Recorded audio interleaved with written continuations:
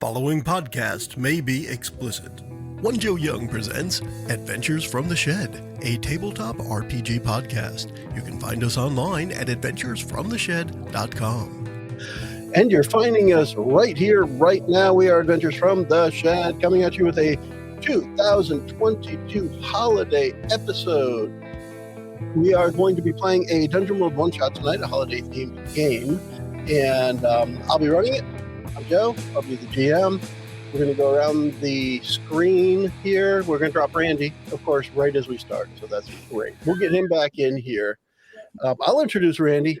Hi, I'm Randy, and I'm playing a character. Okay, and joke. Okay, Eli, say hi. Hi, my name is Eli. I'm going to be playing Eugene Fredrickson, the Ranger. The Ranger. Aster. Hey, I'm Aster. I'm going to be playing Aiden the Thief of our campaign. And Chris. I'm Chris. I will be playing Manfred Blackwell, the paladin of the group. Manfred Blackwell. All right, and as I mentioned, we're going to be playing Dungeon World. As soon as Randy gets back on, we're going to kick that off. It might take him a minute. He did mention in our chat here that his screen crashed. It looks like his whole computer crashed. All right. So where we are starting off this time, our holiday-themed adventures, our characters are going to find themselves in a blizzard kind of left by a guide who was leading them. And what I want to do when we get started, when Randy's back, is I want somebody to kind of read out what we are seeing here. As far as the information I've shared already, looks like Randy's coming back here. Let's see if Randy's really back. Is Randy really back? It is blinking. I think we're safe. And I'm Randy, and I'll be playing Elias. What are we doing? There we go. Oh, there's the Man. So I'm going to give a brief. Because my computer is a ho, ho, ho. I'm going to give a brief bit of info about how Dungeon World is going to play for us here.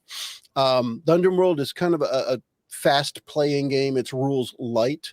Essentially, you just keep playing in the fiction.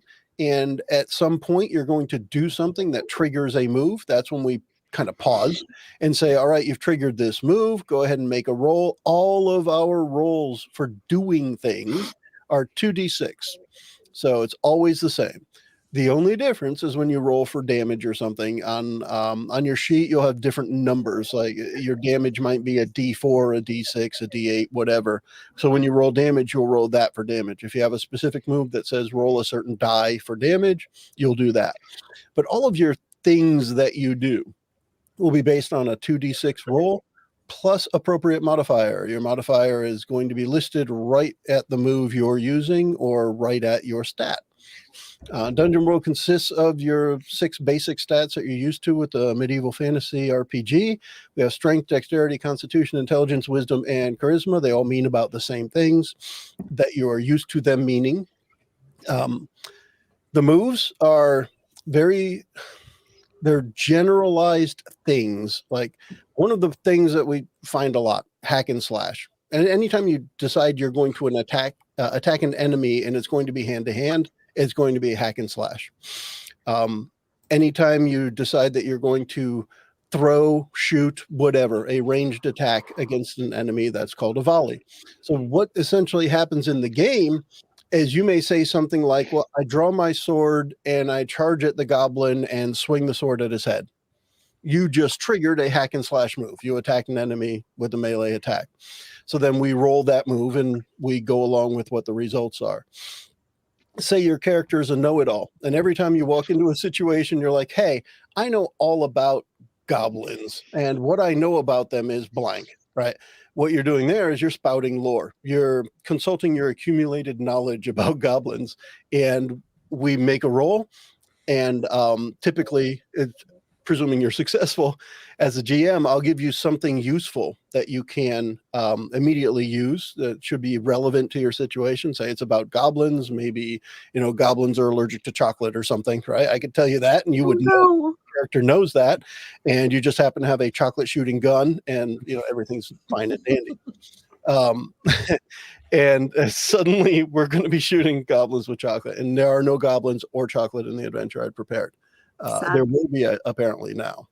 And then my screen better crash again.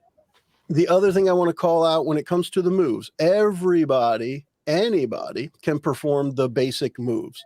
So your character will get into situations where they are relevant. Everybody will. One of the most used ones will usually be defying danger, because things come at you. Or you might be putting yourself into a situation where there is a danger if you're not successful. All right. So maybe you want to walk across the rickety rope bridge. Well, there's a danger there. But if you're just walking across solid ground and nothing's happening, there's no danger there to defy. You just walk.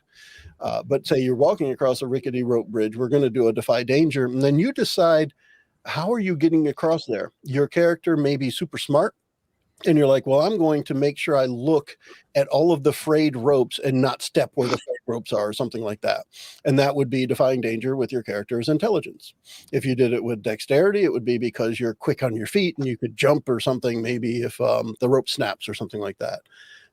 So defy danger is a really neat one because you pick the stat that goes along with it, which means you can probably maneuver your way into using your best stat with your character. And that usually helps you succeed more often. Okay. And then last note on all that, the whole point of success, right? We're going to be rolling 2d6. If your result is a 10 or higher, or as it reads on the sheets, a 10 plus, you get what you asked for. So you wanted to go up to the goblin and swing your sword at his head. If you roll a 10 plus on that hack and slash, you indeed go up to the goblin and hit him in the head with your sword. That just happens. And then we'll roll damage. The damage goes to the goblin, no problem. But say you roll a 7 to 9. 7 to 9 is a success with a cost. So you'll be able to go up to the goblin and hit him in the head with your sword, but maybe you didn't notice he had his dagger out and he stabs you at the same time. Or maybe you hit that goblin and behind him is a bigger, stronger goblin, right? It's some cost associated with that success will happen. And then on a 6 minus or anything 6 or below, it is considered a failure. You will mark experience. That's how one of the easiest ways to level up is to fail. You will learn from your mistakes. Your character will, at least. You may not. Your character should learn from their mistakes. You add experience. After a certain amount of experience, you level up and you pick new stuff, which is kind of neat. The other thing about failures, though, is if the failure doesn't have an immediate outcome, like, for example, you're going to pick a lock and you fail and the door just stays locked for now. I may just leave it at that, or I may say, I'm going to hold on to that failure because right now it's not really important to fail. Failure is a big thing in this game. It's actually kind of hard to fail. You have to roll really bad. It's likely that I will hold on to a failure and have it affect the party at a different time. And for me, that's just something I like to do. Maybe later on in the adventure, you're walking down a hallway and one of the characters just disappears. And that's me using up a failure. And it's something you can't avoid because it already, the quote unquote failure already happened. So at that point, we're just using it up to make something happen that you guys didn't want. 'Twas destiny. It's destiny, yes. Unlike some other games, you can easily make it in Dungeon World where there's something unavoidable, unwinnable, unwhateverable. All right. So that way you can introduce more heftiness into it. So that's kind of some of the basics that should help us get started. The thing I want to encourage for everybody is just play your character. Now, you may right now not really know who your character is. Just play it out like, my character goes up and knocks on the door. My character does this. After we're inside, my character goes and looks around upstairs. And you just say all this stuff. But until you trigger a move, everything you want is just happening. The story can move very quickly. All right. We don't do something like, all right, now I search the closet, roll perception. All right, now I search the cabinet. All right, roll perception. Now I do that. None of that happens. It is more like you go into the room and if you want to look around, see if there's anything hidden here, chances are it's going to be a discern realities. And you've triggered that move and we go find out if there's anything hidden in the room, that type of thing. Okay. And then with your moves, with your starting moves for your character, Those are things that nobody else gets to do, at least not to the level that you do them. You are the only person that does this. Ranger's the only one with an animal companion. That's a big deal for the ranger. Thief is the only one that on their moves actually gets to look for traps. Everybody else can try and find out if something weird's going on, but a thief can just say, look, I found a trap. There it is. Right? Makes a big difference. So keep that in mind as you go. Those are the special things for your character. So you should seek to use them where you can. All right. With all that in mind, we are going to be doing our character sheet management and dice rolls off screen, but we're going to let people know what we're doing when we click. We'll let us announce the results. We're also probably several times as we go through this, I'll ask somebody to read out a move. So if I say you've triggered a move, I may ask you to read it. And at that point, I'll just want you to read out what's there on your screen for your move. Okay.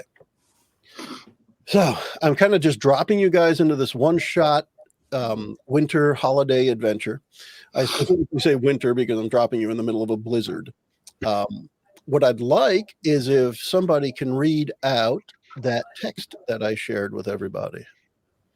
I'll let you guys pick. I don't have it. I don't have it Verbatim? anymore because it closed a lot and it's gone. So Just like verbatim, just the paragraph out loud. We can. Randy, you're not very loud. I don't know if you're farther from your microphone since everything pissed you off. Look into it. All right, thanks. It doesn't have to be verbatim, but everything that's in here has to come out. How about that? Okay. I can read it just the way it is. That's fine. All right. You've been enlisted to help a group of people by guarding them while they perform their humanitarian work. An unexpected severe storm started a couple of hours ago. You find yourself in the middle of a blizzard, the cold, bitter snow near whiteout. The land is layered in nearly 2 feet of snow. The guide that was sent with you has run off. Based on what we were told, people you were sent here to help are somewhere to the west of where you are. Yeah. So you got into this this trip. You're supposed to be going to help some people out.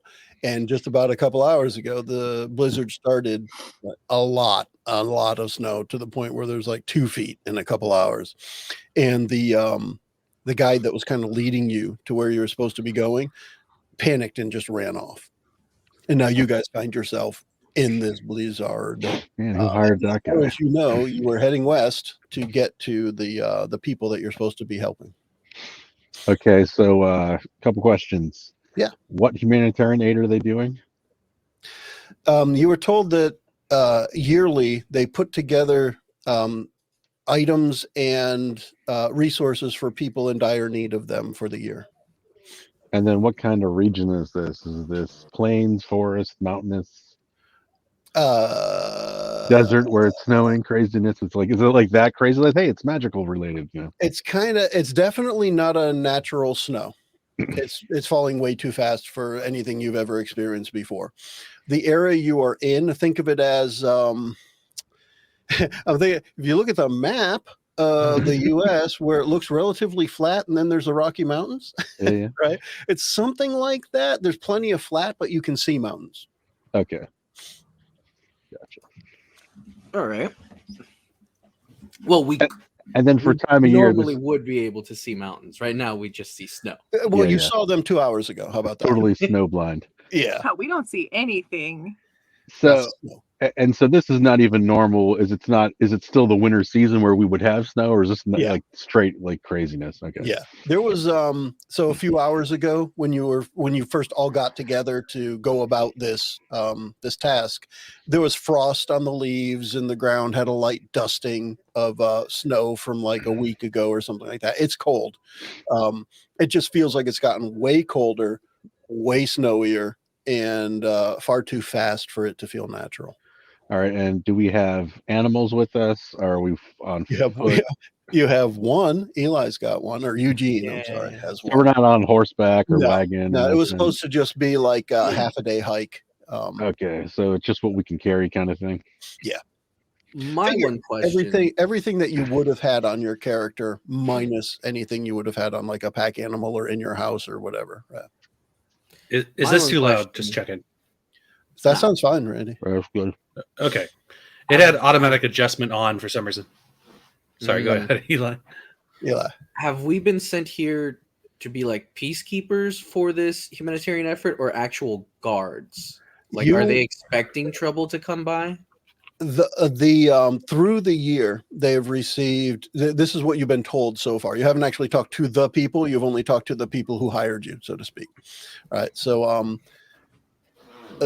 before you got to the point where the guide ran off, there's some chat about from the guide telling you that they've received threats that something bad's going to happen to them, and they need to stop what they're doing, or face the consequences, kind of thing. So they've received threats through the year, anonymous, and they don't know where anything came from. So what they did was they decided to reach out to find people who are very powerful people who could definitely protect them from anything that might come along. They didn't reach those people, but they got you. Okay, I'll take the coin. All right. And then for this area, what's the racial makeup? Is it like, are we expected to run into like certain creatures, or is it more human based that they would be complaining about? Mostly humanoid. The only creatures in the area are typical wildlife, mountain goats. In the plains areas, you've got the squirrels, the whatever, but think regular standard wildlife. Okay, and Aster, you said your character's a halfling. Yeah. Are you having issues in this deep snow, or like do you need hey, do you need Aiden? Do you need help? Are you okay? I'm fine. All right, have fun down there. Say it. I mean, it's Down there. Well, yes, you are down Right. I towards can the only see your ground. head Yeah. peeking out. Well, question I you got. assume I would hope that one of us has the map besides the guide. Perhaps not, but As far as a map goes, there was really no map needed because you only had to travel for a half a day with a guide. So A 6-hour walk in clear weather. not so clear anymore. and it was you had a clear path to follow. The only reason you had a guide was because it's not a path normally followed. So it's not the road less. It is the road less traveled. I was going to say it's not the road less traveled. It is. Well, I guess how problematic is it now for us to discern where we're like the pathway, like which way we're supposed to be going? Yeah, I mean, between you guys, you are actually strong people in the world, right? So as the characters in Dungeon World, you're a big deal, and it should not be difficult for you to find your way. What we would do is we would take it as a I think it's under advanced moves. I should have looked at that. Not advanced, sorry. Yeah, it is special, not advanced. We're going to go ahead and choose that move, or we're going to trigger the move of undertake a perilous journey, because at this point it's become hostile territory with the coldness and the wind and the snow. So I'm going to read this one as the first move that we're going to trigger. And we're not going to use all of it, but we're going to use most of it. So when you travel through hostile territory, you're going to choose one member of your party to be the trailblazer, one to scout ahead, and one to be the quartermaster. You can't use the same character for two jobs. If you don't have enough party members or choose not to assign a job, you can treat it as if it had rolled a 6, which means an automatic failure. So what we're going to do is we're going to kind of do this. We're not going to do the quartermaster. Quartermaster really only cares about the food, right? So what we're going to do is we're going to do a scout and a trailblazer. Your scout is going to make sure that if any trouble is out there, you see it before it sees you. And your trailblazer is going to make sure you get there quickly and safely. So whoever rolls, it's going to be a roll plus wisdom. So you can kind of look at your character sheet and see what is who are the right ones to perhaps do a roll plus wisdom. Now that said, if you fail, you'll mark an experience. So sometimes it's fun to fail to see what happens, but also to be able to level your character up. There are sometimes It's cool. you may have a character with a -1 modifier on intelligence that just wants to walk around spouting lore all the time, just so you can get everything wrong. Some people might call that failing forward.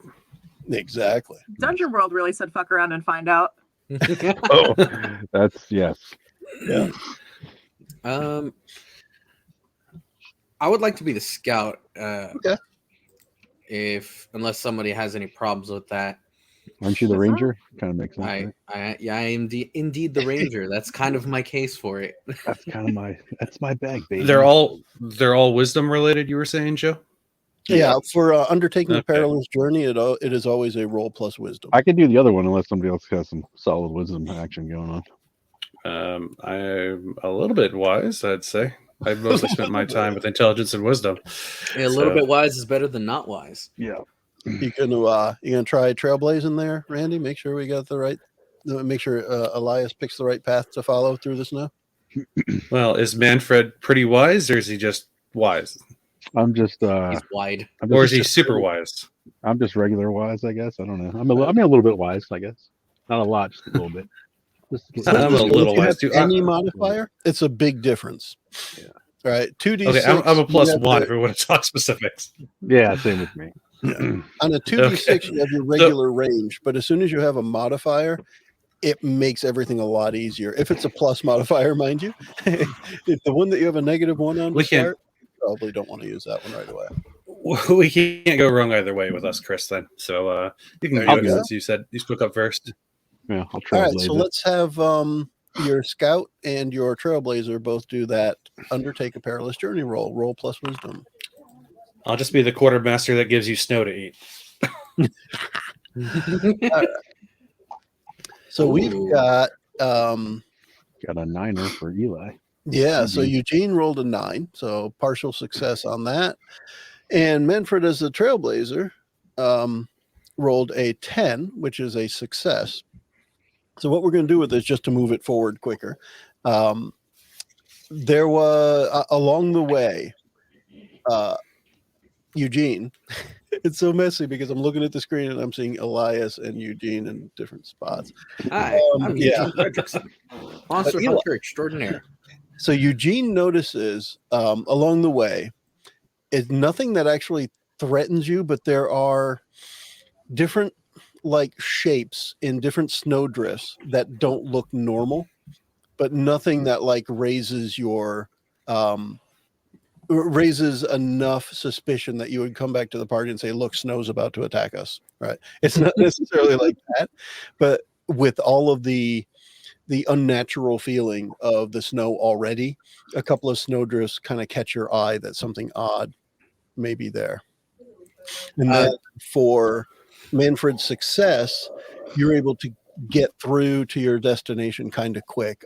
Does Eugene want to do anything about what he has seen? I think I'm going to leave well enough alone.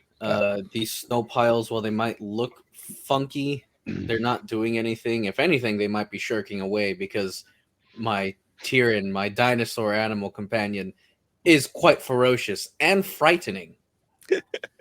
So I can imagine. And I'm going to give you guys a chance here to kind of introduce your character, describe your character a little. What I'm going to set up for you is the approach going through the snow. You see up in front of you, as soon as you're close enough, you can see candles, candlelight burning in windows, and it looks like a pretty large building. This is like think like a big barn / warehouse / kind of looking building with what looks like attached residences. So a lot of smaller spaces between windows where it looks more residential, whereas this big building looks more, call it industrial. And as you approach that, what I want you guys to do is, if you could take a minute, describe your character, because I want to know what people see as you approach them. Did we just walk up here, or did we have like a wagon? And You're walking. Yeah, we what did just we have? walked. We just walked. Okay. Yeah. What characters do we have here? So I get my I guess we can introduce ourselves this way. Yeah. Leading the fray is Elias. He is a human paladin. He is wearing a white with gold trim outfit, kind of a tunic situation, and I think like Link with no hat, pretty much, but carrying around a giant mallet. And he's got, I think I said black hair. Look at this character in a little while. No, I didn't even put anything there. So he has Oh, black, hair. kind of spiky anime style hair. No, is it cleric or pal? It's a No, he clerik. told me That's we were right. following Sorry, an some anime healing class protagonist. has some other. What, Randy? What was the last part there? I said I haven't looked at this guy in a while. Forgot it was some healing character or another. Anyway, so Was it he's cleric? only led for a moment to point out, "Hey, I think that's a town over there. We should go over there and adventure." I love that this man sounds like Sonic and looks like an anime protagonist. Nice. I almost fell into the we less were voice. going, Elias. We're going there as part of the adventure.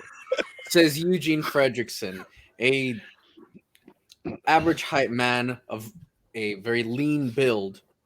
He carries with him a bow, a spear, various, we'll call them tools, as close quarters melee implements, a rugged pack, stiff leather armor, and a very heavy cloak. What's traveling with him? Traveling aside him with a very big blanket thrown over it is a rather large dinosaur. It is a huge beast. Think something along the lines of a what would be the right one? A big velociraptor, essentially. Just this massive two-legged carnivore, stands easily taller than any man. He's a big softy, though. Well, Clever girl. he's my softy. His name is Tyrion. He's Tyrion? so Tyrion is Adorable. mottled green and brown scales. I love that. Elias adjusts his chainmail tunic a little bit. Oh, yeah, it's the snow that's bugging me. What do you think, Manfred? Aiden screams from beneath the snow. You think you're bothered? yeah. I think I hear somebody. Drowning on the other side of Eugene.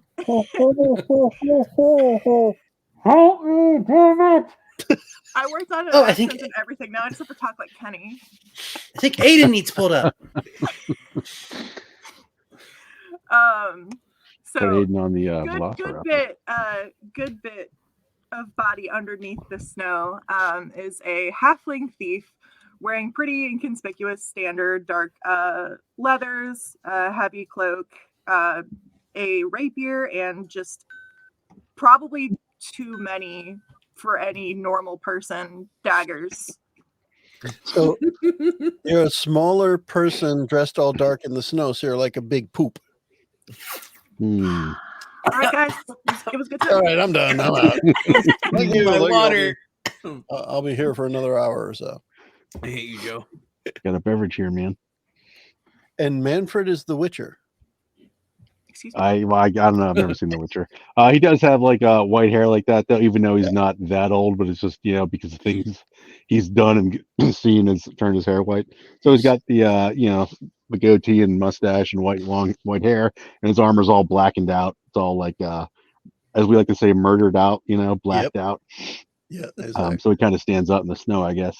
But he's a very stoic character. Kind of doesn't talk much unless he has to, so he expects people to listen to him when he does speak. One of those guys. Doesn't waste his words or his actions. No word waster, you be. Just so you know, I think Randy, I heard you or somebody mentioned it looked like you were walking up to a town. It's really just one building. All right, as far as you can tell, just one building in this kind of big open space. Okay. Just want to make sure So- it doesn't look like a town. You said it looked like smaller buildings attached to it, so So I was it's like thinking a residential separated, but- building attached to an industrial building, like Gotcha. work Okay. and residence in the same spot. Has the blizzard let up any as Nope. as we've gotten closer? No. Was it gotten worse? And it feels about the same. So the snow is piled up again another half a foot or so. It's been another half hour or longer. How far can we see in front of our faces? Like, can we see 20 feet, or is it we're way bad? So it really depends on what you're looking at. In this case, the light from the windows of the building you could see from a couple 100 feet away, but until you got closer, you couldn't make out the door. Right? You couldn't really see the door until you're like 20 feet away. Okay. Thing. Gotcha. So it really depends on what you're looking at. Things that just kind of blend into the background, you can't really see until you're practically on top of them. Oh man, the snowdrifts look like other houses. That's why I thought it was a town. There it is. Nice. When you reach the door, it opens. Just as you reach it, it's a big wooden trying to remember the right word for it. It's not like a quote unquote barn door, but I've heard it referred to as barn door, but just a regular door that's like on wheels that slides off to the side or rolls off to the side. That kind of a carriage door, I think, is what they call it. I think that's the right word for it. Anyway, That would make sense. It's a door on a carriage. Just kind of slides off to the side, and inside you see a very large amount of what looks like just gnomes, maybe some dwarves mixed in here and there. And they're all busy sitting at benches, putting together things like, you can see some putting together things like care packages, a bunch of non-perishable foods being packed into a box, and they put that box together and then they wrap it with like a bow and they put it off to the side, and somebody else is putting together different things, clothing being put together in boxes to be sent to people. Eugene is gonna like lean over to Elias and whisper, "I don't know why I was expecting elves." I like that. I don't know why you were expecting elves. Elves are too tall. Weird. I was too. After that kind of big splendor catches your eyes, because there's a lot of stuff going on and there's very colorful. It seems very cheerful might be a good word for it, but at the same time that you can feel a tension in the air. Like they weren't expecting the snowstorm either. And definitely they don't want their deliveries to be interrupted. And of course, that's why you guys were hired. Right inside the door, once you've kind of, again, gathered that in from the light pouring in from the inside, you see standing in front of you is a gnome, dark hair. He's wearing a hat not too far off from what Eli's wearing today, but kind of a conical hat. And It's green. he looks up at you guys, well, up at most of you. I think he's probably about even with Aiden. And he looks at you guys up and down, and says, "Where's the guide?" He ran off some time ago. He's probably frozen to death by now. There was no way for us to find him in that whiteout. Well, that's horrible. Come in. Is this all of you? 1, 2, 3, 4. 4. That's right. Come in. Yes, 3.2. We're here. 3.2. Are we supposed to talk to some guy named Kringle or something? What's going on here? Just in mock offense, look up at Tyrion. Well, I think you're a person. In all fairness, me in addition to the dinosaur, I feel like we have 4 people. He count a full 4, sure. Oh, that's referring to the Manfred's cold exterior, like he's a shadow, not a person. Nice. I don't know any Kringle. I'm Harvey. A very violent, stabby shadow. Harvey. I'm Harvey. I'm here. I'm kind of running the show while the boss is gone. He won't be back for a couple of days. But come in. This storm is horrible. We need you to figure this out so we can get our business done. There's no way we could bring our packages around in this kind of weather. Well, this is our first time here. Would you care to give us like a tour? Sure. Well, we call this the workshop. Go figure. Figured that much. Yeah, really.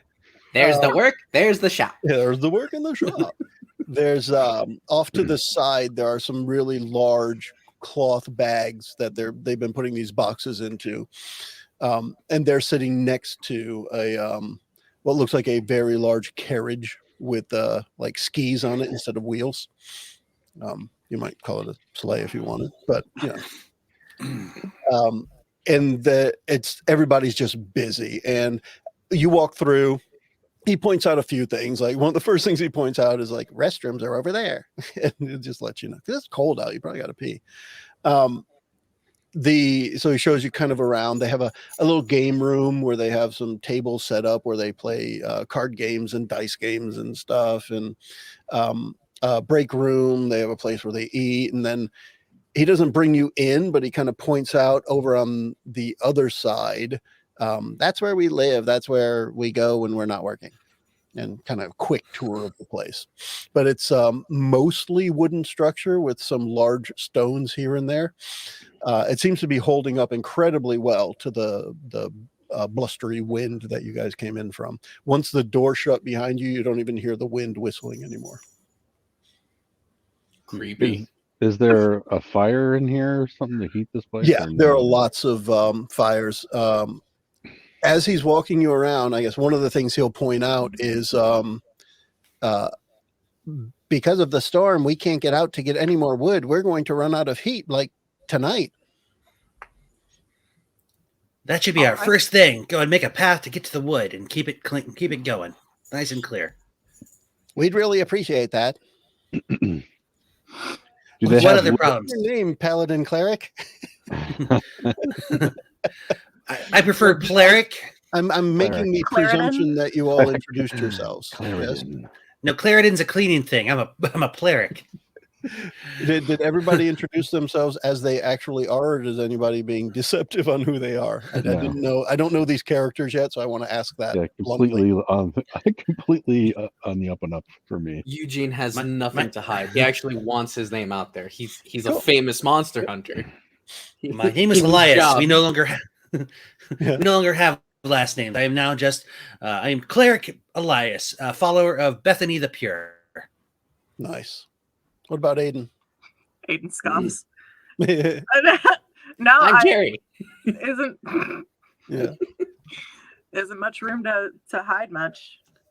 Well, it's that's more Nadia. along the lines of I know some characters or some players will like to use a different name for their character most of the time and be secretive isn't probably not the right word, but more like if you don't tell anybody your real name, then maybe later on your real name means something, that kind of thing. Like Chris had 13 names the last campaign that we played.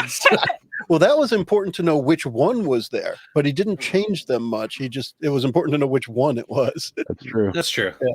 Fair. In that case, yes, Aiden does use an alias. Don't ask me what the real name is because I do not know yet. Okay, and that's fine. But I will get to you as soon as I know it. No problem. To me, it's just important that later on, if if they put up a plaque in the workshop with your names on it, it'll have whatever you told them your name is. Oh yeah, that kind of thing. You know, Katrina the Small, as they would want to be referred to. They have Elias and Alias. Yeah, Elias is an alias. I go by Alias. So do they have wood cut and stored someplace? We have to go grab, or we have to go cut down some trees. So they were planning on getting out to get more wood today, and the storm has stopped them from getting out there to do that. They don't look so sturdy overall. Like if they went outside for a little while, they'd probably catch a little frostbite or something. Even some of the dwarves? Yeah, I mean, it looks like their job is to work indoors all year. They're not really outdoorsy folk, and they do have some winter garb. You can see some coats hanging here or there, some furs, what have you, but definitely not enough for everybody there. Like they wouldn't. They're not going to fit. No heat. Yeah. How strong is was it Tyrion? Yes. Like can Tyrion haul something if we make something that like to put the wood on? Oh yes, he absolutely could. I don't know if he'd be okay with that, but I know he can do it. He's dragged my ass more than a few times. Just to try to save us some time. And do you already have a wood haul set up for us to put the collection on? Yes. I'll go with yes because you asked. Well, it's shaped exactly like you thought of when you thought of it. Well, if we can adapt the harness, then we should be able to get it hooked up to Tyrion. If they already have one, then they probably have a harness. They just don't want to put their beast outside in the cold. They don't have a beast. Oh, they just hauled Someone's got to pull themselves. that. Okay. They Someone's just gotta hooked pull the that dwarves tray. up as a team. Yeah. Mush. Mush dwarves, mush. All right, we should On- solve this heating problem before the end of the night. How much longer till sundown, actually? You guys have probably another 8 hours before the sun might start coming back up. It's nighttime now. Already down. Oh, okay. But Let's call it close to 9-10 p.m. The sun's going to start coming up around 6 a.m. or so. Which part of the woods were you planning on going to, so we can go there and chop down the trees for you? Just right over that way. And he just points out the window. We'll go there. Yes. Can Do we you have- see like the winter garb you mentioned from where we are? I mean, yeah, it's like as I've described it, it's just kind of like a big workshop. They have places where they play, places where they rest, places where they live, but you can see right near the exits outside is your typical put your boots and your gloves and your jackets and umbrellas and whatever, that stuff gets stored near the door. So if you just look where the door is that goes out, or the other smaller door where there's another exit off to the side, they both have some of that stuff near them. Aiden will kind of point over in that direction. Yeah. Do you think I could borrow one of those? I'm sure you understand. Just Of gesturing to course. size. Definitely. Whatever you need that we have. Is there anything else we can think of, lads? Is there anything more pressing than wood right now that you need to do, or is that the main the main wood is issue? very pressing. And you said your wood wasn't going to last the night, correct? Yes, we need heat so we can survive tonight. I see. Yes. you need to make sure they have You- some morning wood. So you need more wood coming. I hear. We need more. We need wood because the fire is kind of going down, right? So And we when need to it's get down more too wood far, you immediately. need fresh wood to bring it back up. No. Yes, I understand that when you run out of wood, the flame goes out. Yes. Well, that doesn't sound very delightful. Okay. Now, will you be coming with the wood, Elias? I will be coming and going with the wood. Cool. And you'll stick it in my fire when you're back. I You will put started it near the this, right? fire. I'll Why- put it why do near you the sound fire. nervous? That's the plan. Yeah. Oh, he's got a log for you, all right. Anyway, You I do will Anyway, leave my we- wood will fire with that wood. adjacent. we gotta go fast. All right. Yes.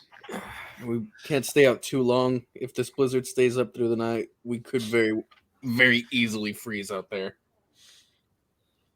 You're telling me. I'm a little curious for Eugene and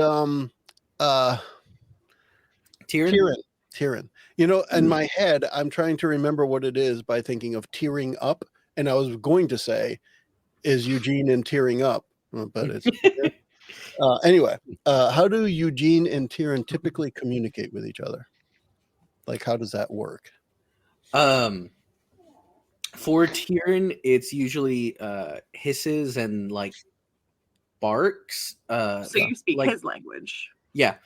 Think like the Jurassic Park 3 Velociraptors with the whole egg scene and like the whistle, I think I like understand that one. Yeah. like where they're calling each other. Yeah. Like that's a very bad impression, but yeah. No, that's um, pretty good actually. No, I Eugene liked it. communicates to Tyrion like that.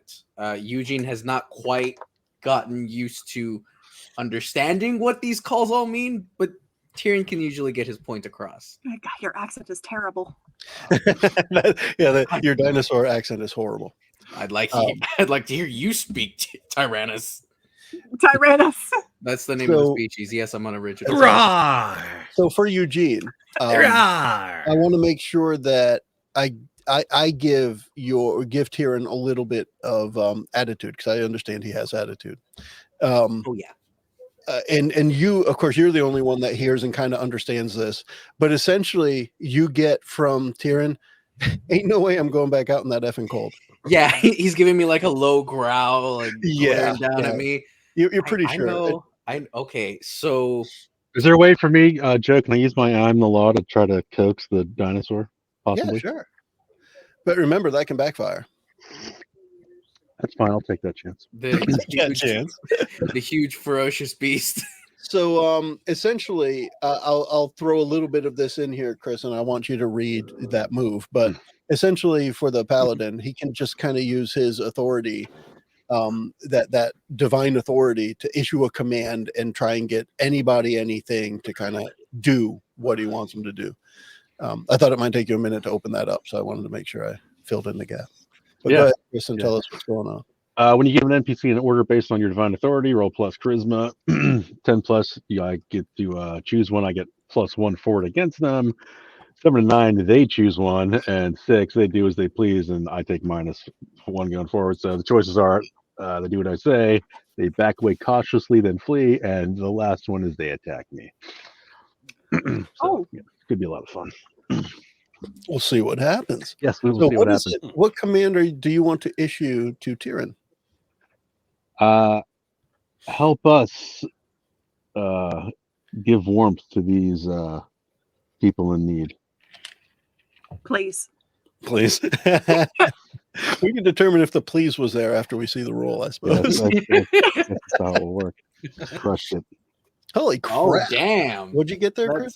I think he might. I got a 14, so I think he's going to let me ride him out into the winter. Yeah. I think he's mine now. Sorry, Eugene.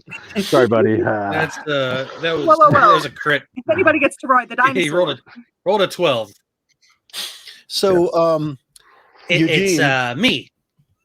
Eugene, Tyrion's response is very similar to early on in your training when you would correct Tyrion for doing something wrong, and Tyrion was like, oh, okay, I won't do that again, that kind of thing.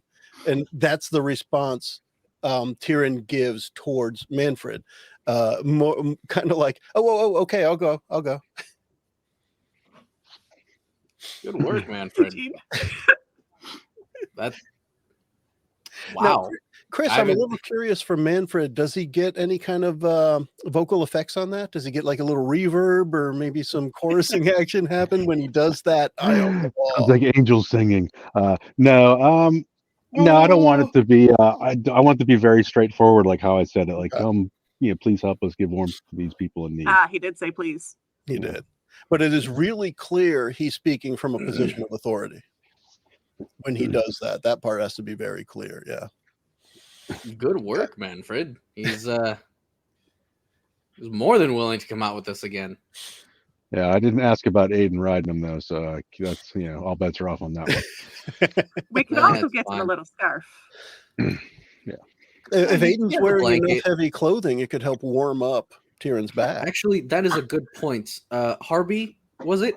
Harvey or Harvey? I wasn't sure. I'm going with the whole Herbie the elf. It's Harvey the elf. So Does he want to be a dentist? he's actually going to be a Optician, proctologist. actually. He's Even looking better. for people to help him get into his practice. He's checking out all these Yule logs. Pretty good. Exactly. All this talk about wood and yeah. Harvey, do you have another blanket that's been sitting here that's perhaps been warmed already? If you don't mind a really big bear skin, there's one on the ground in front of the fireplace. That should be toasty. Would be wonderful. Tyrion is somewhat cold-blooded, so the cold really hurts him. I didn't think about it when I said it, but now I'm picturing a velociraptor with a bear head on top. That's a badass image right there. That is. Oh yeah. Nice. Randy, I want a stick figure of that, please. What is that? A bear? It's a velocibear. Bear. That's the new species. God. I'm sorry. Oh, and you need to That's take terrifying. you need to take the arms and like strap them to the velociraptor's arms so as like bear claws and stuff too. That's awesome. Randy's like, challenge Still like accepted.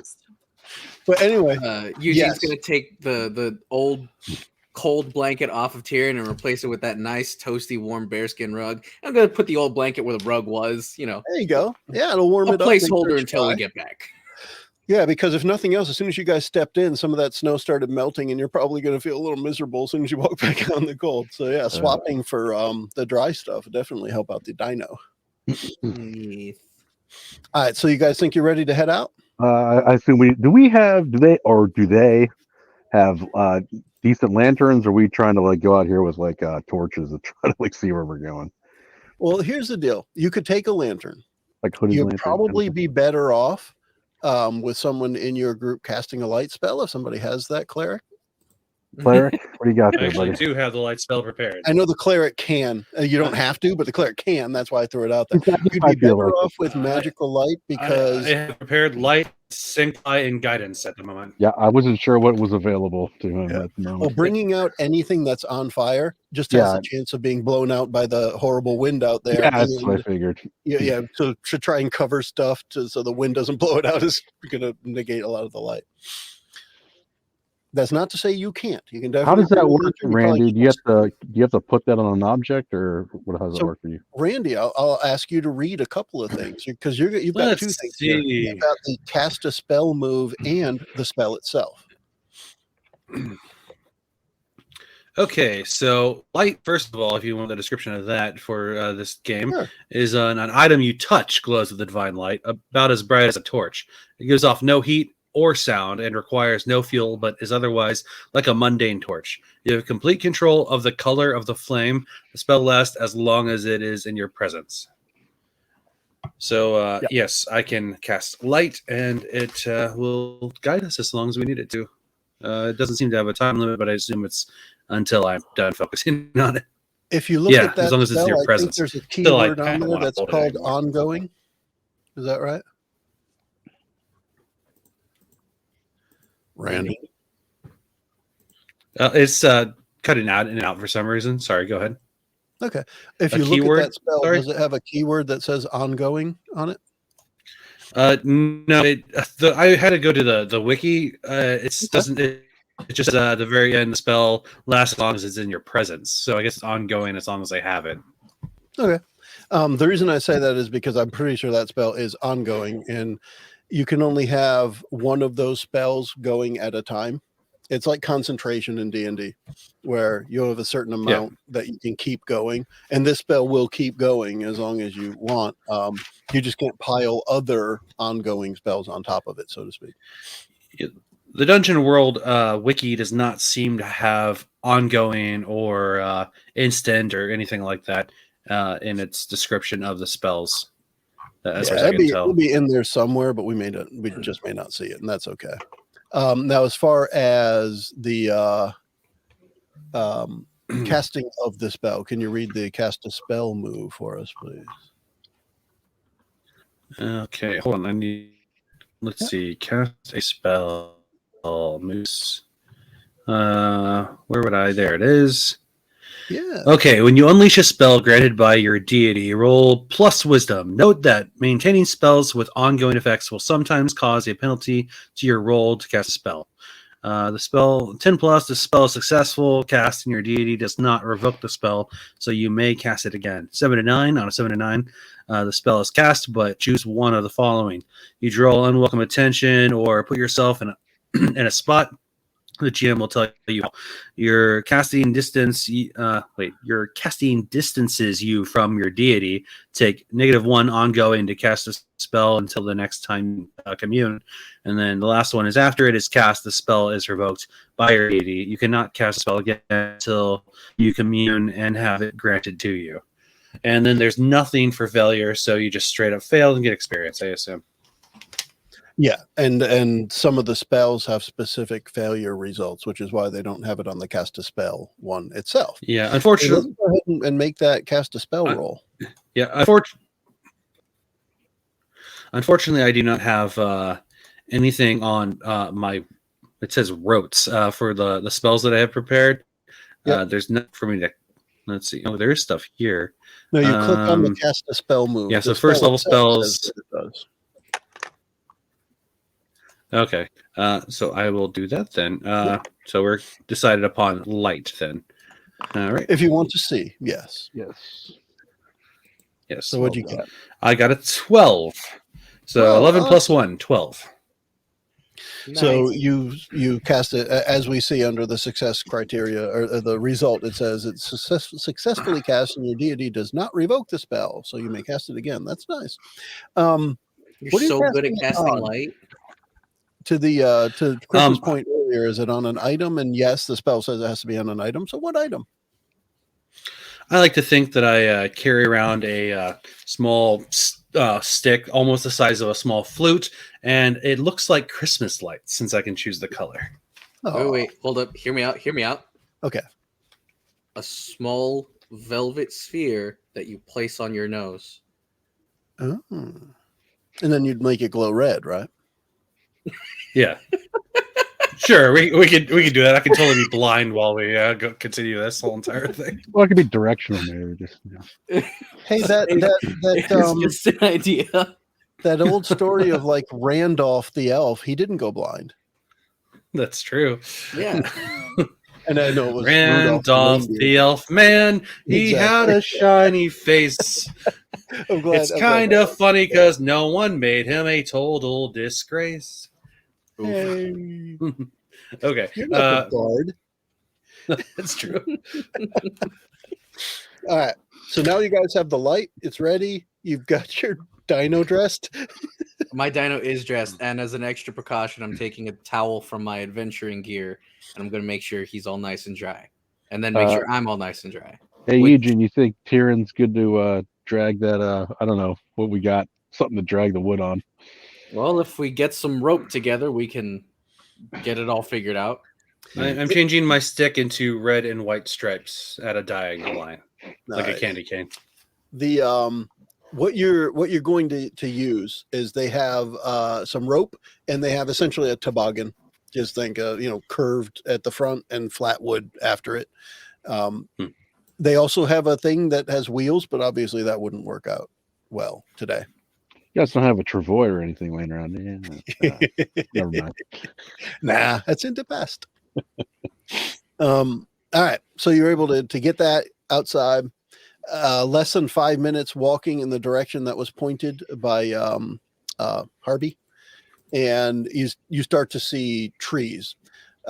Eugene, you notice that some of the snowdrifts that had caught your eye earlier are even more, I don't know, shaped oddly.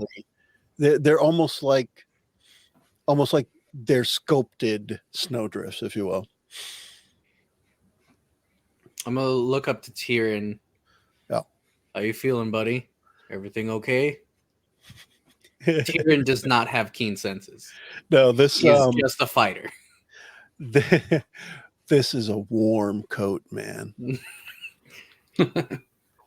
Well, Tyrion is still feeling happy. I would be wary of these snowdrifts, but should be smooth sailing from here. You say that to the group, or Yes. you just think okay? Well, I shout it to the group over the blizzard winds. I was going to say, besides the windiness, what other sounds are we picking up out here? Out here, you get nothing. It's like the snow has deadened everything except the sound of the wind whistling past you. Oh, is there no more snow falling? Randy, that paper's really loud. Sorry. All right, go ahead, Eli. Is there no more snow falling? The snow is still falling at pretty much the same speed. That was icicles falling from a roof. That's what that was. Yeah. You doing all right there, Aiden? Yeah, I'm doing great. The other Aiden. Oh, I think you said Randy. Sorry. I'll say not Aiden for Randy. Randon. Aiden very roughly sniffles. Oh. It's got like this Just big old hat, big naturally puffy red coat, nose. mittens, How tall is Aiden? straight out of A Christmas Story. Why do you ask? You wouldn't be happening to ask because it was 2 feet when we started. It was 2.5 feet when you got to the house workshop. That wouldn't have to And- be the reason you're asking, would it? The snow's gotten a little taller in the time that you were inside preparing to go back out. Yeah. So Aiden is about as tall as the possibility that Aiden is going to have to ride a dinosaur soon. It is definitely to the point where Is your It's- head still above the snow? Barely.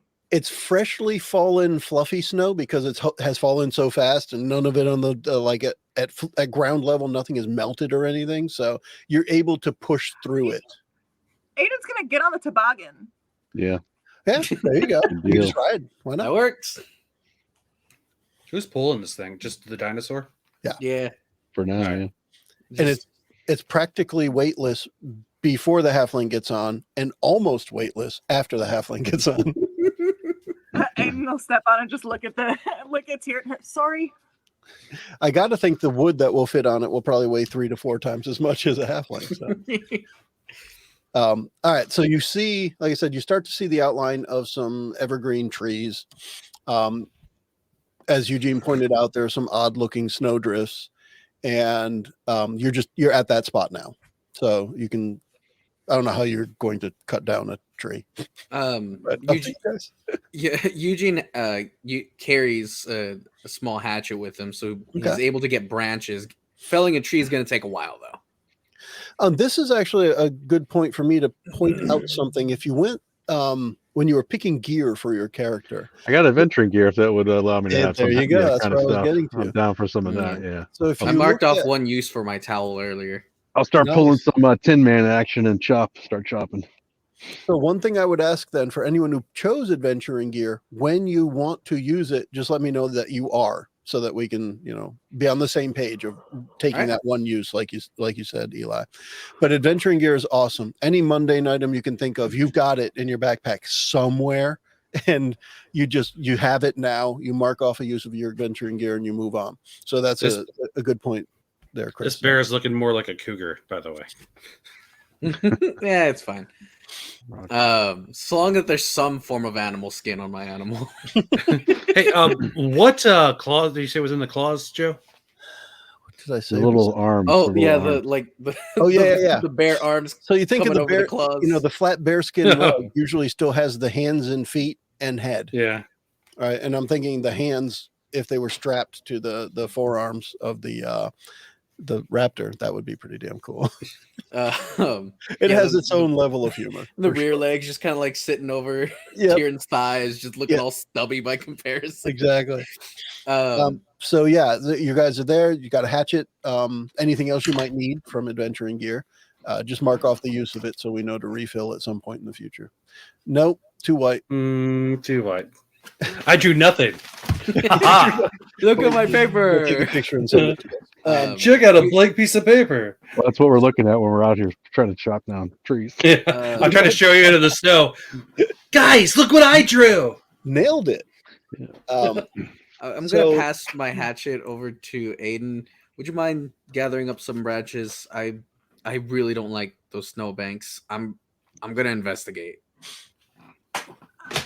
Hey, Elias, why don't you go with them? All right, on it. I'm just going to start cutting trees down full Paul Bunyan mode right now. Find some fallen branches. Nice. Cut them off. Just so you know, Eugene, you're too slow. Any trees that Manfred cuts down, just work the branches off of that. Ooh, and make sure not to leave those needles. Those are very valuable.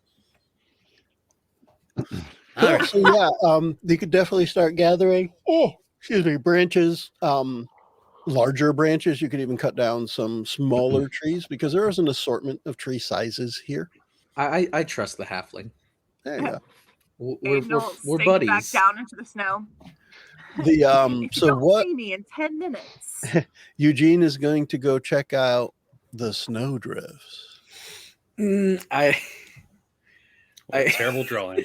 Now I'm that sorry. you've With made it that way, Aiden Joe. saying, if you don't see me in 10 minutes, I now have the I'll strongest see you urge now. to take my spear and tie it to him like a flagpole.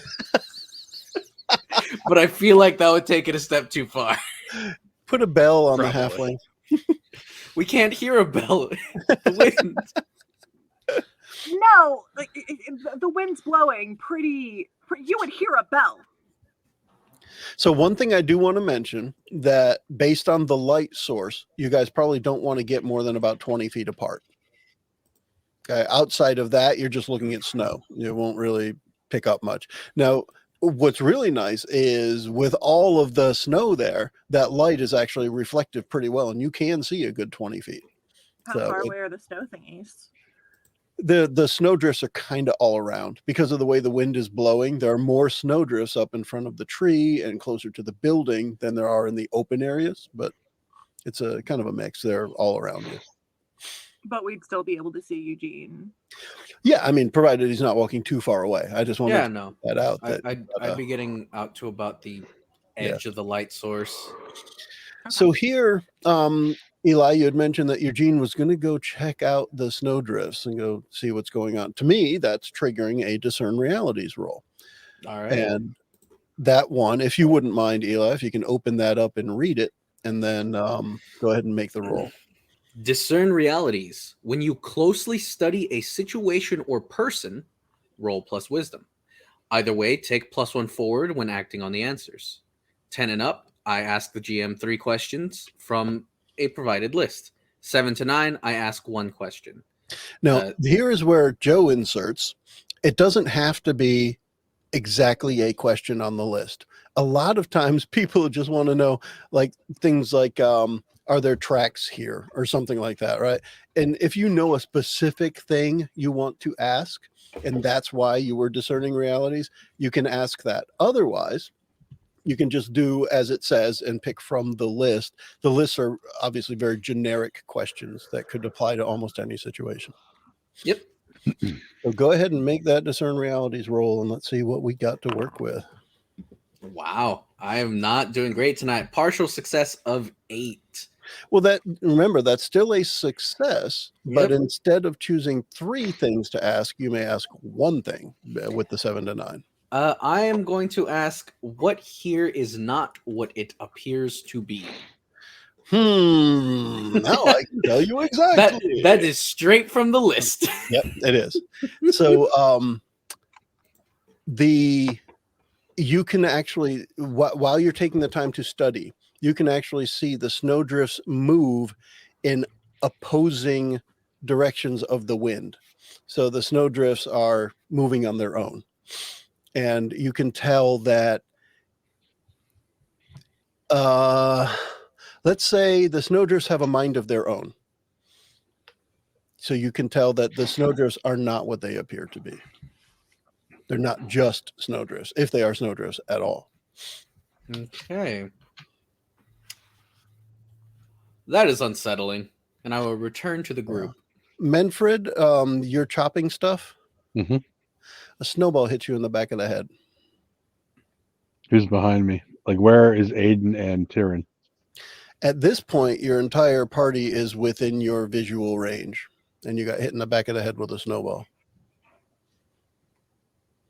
And it felt like it was meant to hurt. That Does scout's a Aiden see it? jerk. I kind of I don't completely turn around, but I kind of just stare back a little bit to see what I can see, like almost like just so in case the person's looking at me doesn't really see me, like turn and look, just to see if they'll try it again when I'm kind of not like partially looking. You know what I mean? What you can tell right at the edge of the reflective light that's actually making its way to where you're looking is there is a silhouette of something that just looks like a big lump with like stick arms coming out of it. About how far away? Between 10 and 20 feet ish. Kind of hard to tell with the shadows that are there and the amount of stuff blowing around. Is this before Eugene gets back? I assume Elias, did you go with Eugene or no? Yeah, I think I went with Eugene to go pick up the, what do you say, branches or random wood that was laying around? Well, No, it just to back him was up on that. Aiden and Manfred that were doing the wood, so to Yeah. speak. Oh, okay. Eugene so- asked Aiden to help Manfred and gave him a hatchet to do it. So Elias was just Ah. the light carrier, unless he picked Yeah. something else to do. So I guess I was He's looking. standing in the middle of everybody. So I was trying to. I guess I would have been trying to like make sure no one got too far and just kind of like try to stay between everybody so no one got into the dark. So does the snowball happen before Eugene gets back to the? yes. All Does right, Aiden Aiden, see it did you happen? see that? You see that, Aiden? No, I was looking towards Aiden at the time. Yeah, I'm talking to Aiden.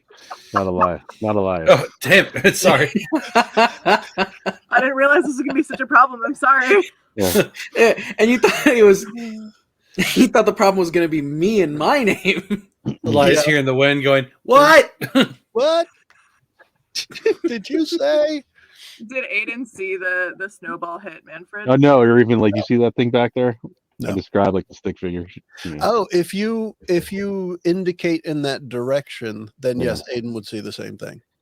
There's a figure there. It's kind of a silhouette, spindly arms sticking out of this like blob of something that is kind of moving, shifting and moving in like opposite ways of the wind.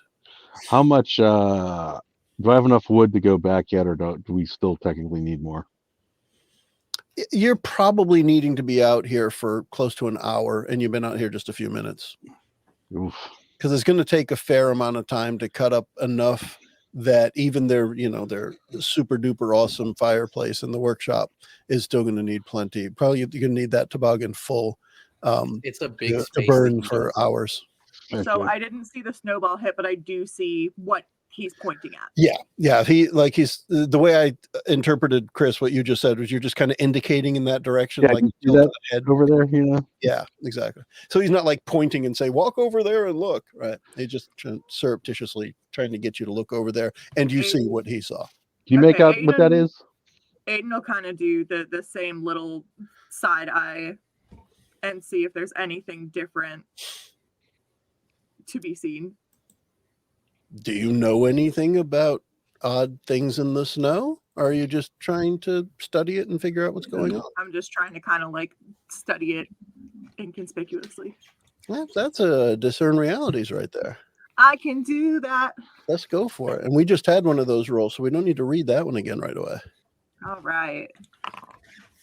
So this is a plus wisdom roll, and at this point, Aster's gonna say why she just guffawed. That's a 6 total. Cool. All right. So a 6 means bad overall. It's a failure. All it means right now is that you don't know what it is. What do I This have is to a- do with This that? is a failure that I'm going to hold on to. Now, if you look in Foundry, one of the things in the results is a mark XP button. You can actually click that and it should add an XP to your character. Mark XP. Got it. Okay. We And I started haven't at done that 3, yet. or are we I not just worried about think that? it should. So just double check on your character sheet to make sure you got one experience. Well, we all started at 3 originally. So make sure you got another one. Yes. All right, cool. Whatever it is, make sure you get Um, one more. Yeah. So you didn't the short of it is right now you can't make out what it is. You have no more information than what I've already given you. The short of it. Aha. Get out. We are out. Eli, Oh you my mentioned Tyrion doesn't have great senses. Is that all sense, like everything, or So, he's still an animal. He'll still have animal senses, but like one of the traits I could have taken for him was keen senses, which I guess would have meant like he's supernaturally good at sensing things, feeling things out.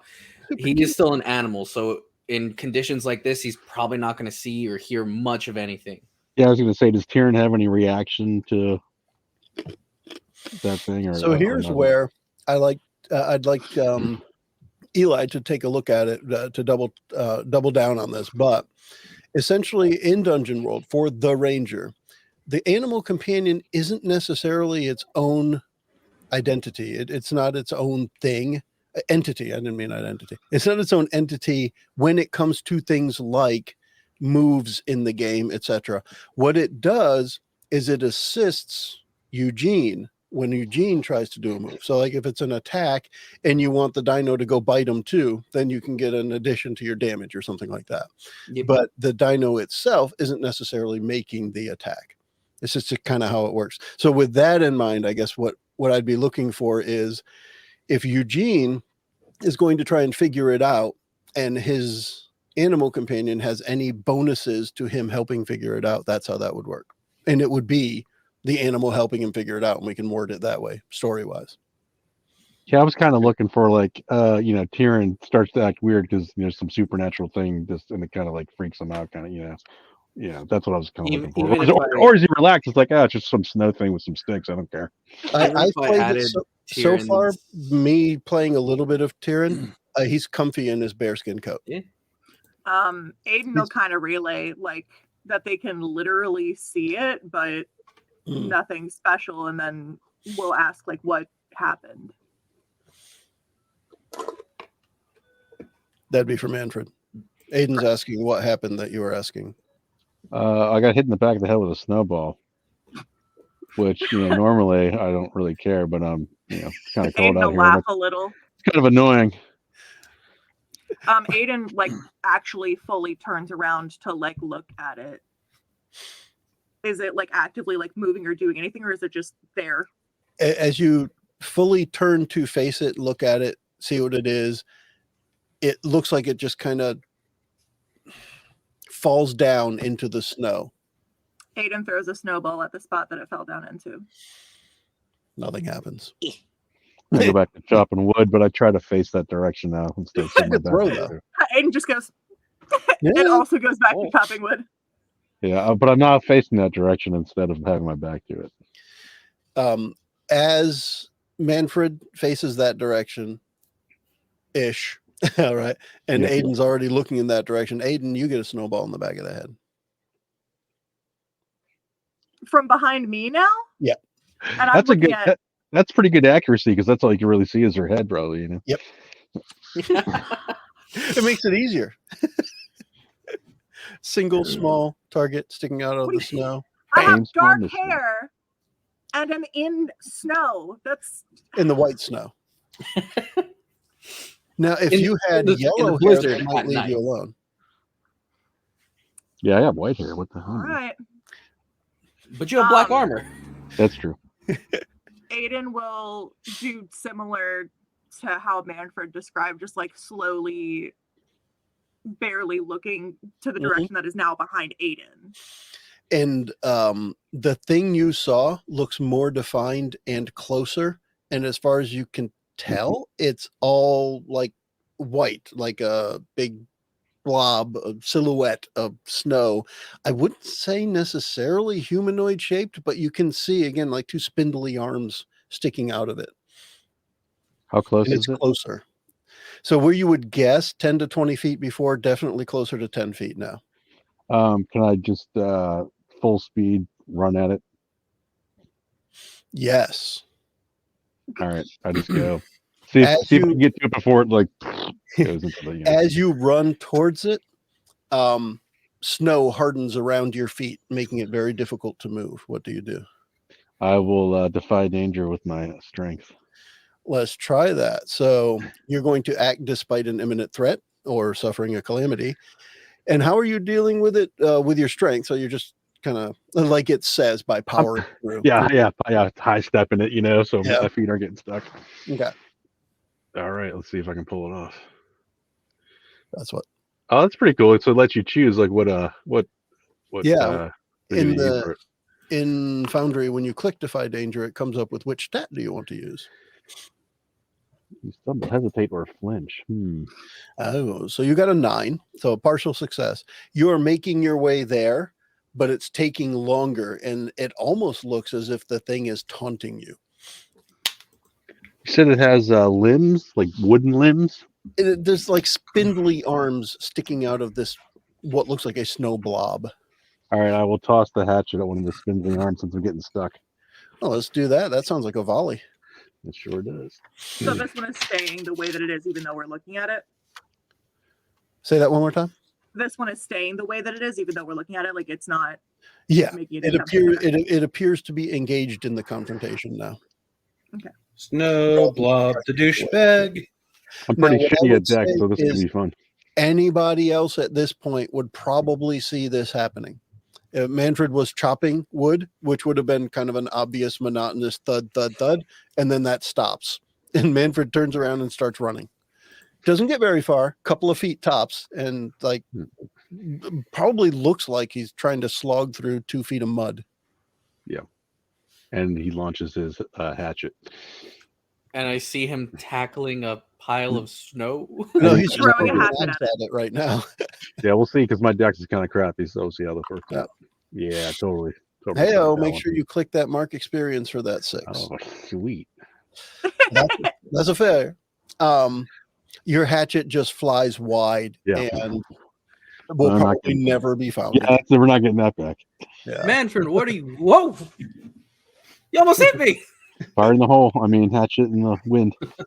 You know what? Randy just gave us a little blob look, and that's not too far off. It would be taller, but not too far off at all, Randy. Okay. Yeah. That's awesome. What I would say now, here's something for Eli. Eugene would have seen the snowdrifts kind of like that, right? So that it's definitely not a normal looking snowdrift. It's not sane, if you will, because snowdrifts are very sane, right? I mean, on their own, for whatever reason, I think. But this thing is definitely animated. That's the easiest way to put it. Animated snow, maybe. It's a snow machine. It will have you. So the hatchet goes wide. After that hatchet goes wide, flying off into the distance, you see two more of these things kind of form on either side of the one that you're looking at. And they start to slowly move forward.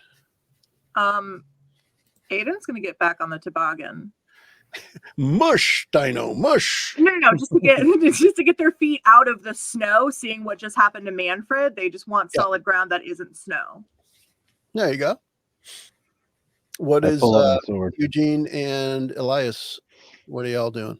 Well, I seen them attack is making sure everyone is, close together still enough in the light. Does it seem like everyone's heading towards the thing now, or is everyone just still scattering? Right now, Manfred's the only one headed towards them, but slowly. Again, fighting the snow to get through. Whereas you guys have just been able to push through this light, fluffy snow. Like I said, from the outward appearance, Manfred probably looks like he's slogging through a couple feet of mud. All right. So I guess for now he's going to maintain the light. Why is that sideways? It doesn't matter. Here you go. Eugene is going to think back on all the stories he's heard, the monsters he's fought, the people he's spoken to, and try and remember if any of them have spoken of snow monsters. You're going to consult your accumulated knowledge about snow monsters. That's a spout lore right there. Yes, sir. So let's see. That's rolling plus intelligence. I don't know what the ranger has for intelligence modifier, but we're about to find out. Nothing great, nothing terrible. There you go. Let's see what the roll does then. Partial success. All right, so you got a 9. And with that, the result is the GM will tell you something interesting. It's on you to make it useful. So what I would tell you is you probably remember this from a winter you spent somewhere. And I'll ask you, after I tell you what it is, I'll ask you to explain where you learned it. At one point in time, you were out doing something, and there was some oddities in the snow. And when you ran upon a local, the local told you there was an old myth about how some snow comes alive and it can be controlled by evil magic. And they call them snow fiends. Question. Is it wearing a hat? It is not wearing a hat. I wish I thought of that earlier. Because there might have been some magic. The hat off. Yeah. In that old silk hat they found. Do we have a hat? That we could put it on them and then immediately rip it back off. Okay. So that is something that you learned. Magical creatures controlled by magic, essentially. So there's most likely, I guess, probably the one thing that I want to emphasize is they're under the control of something else. These things don't exist on their own. Okay. Now, They are unnatural beings.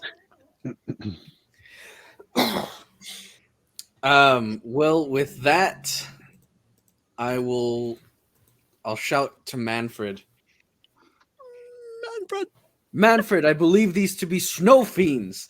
They're controlled by evil magics. Purge them. How does one purge these fiends? Usually with fire. We'll figure it out together. I would say that answer. Wait, did you say he? Did you say he knows that they're controlled by something something on the outside, or do you share that? I have said that they are controlled by evil magics. Yeah. And they must be purged. Getting brownie points with the Inquisitor here. Joe, does I am the law work against assailants like this or no? It says on PCs, doesn't it? Yeah, I didn't want to automatically assume. For As bad long as guys, it's right? an entity. In this case, these are entities. Okay.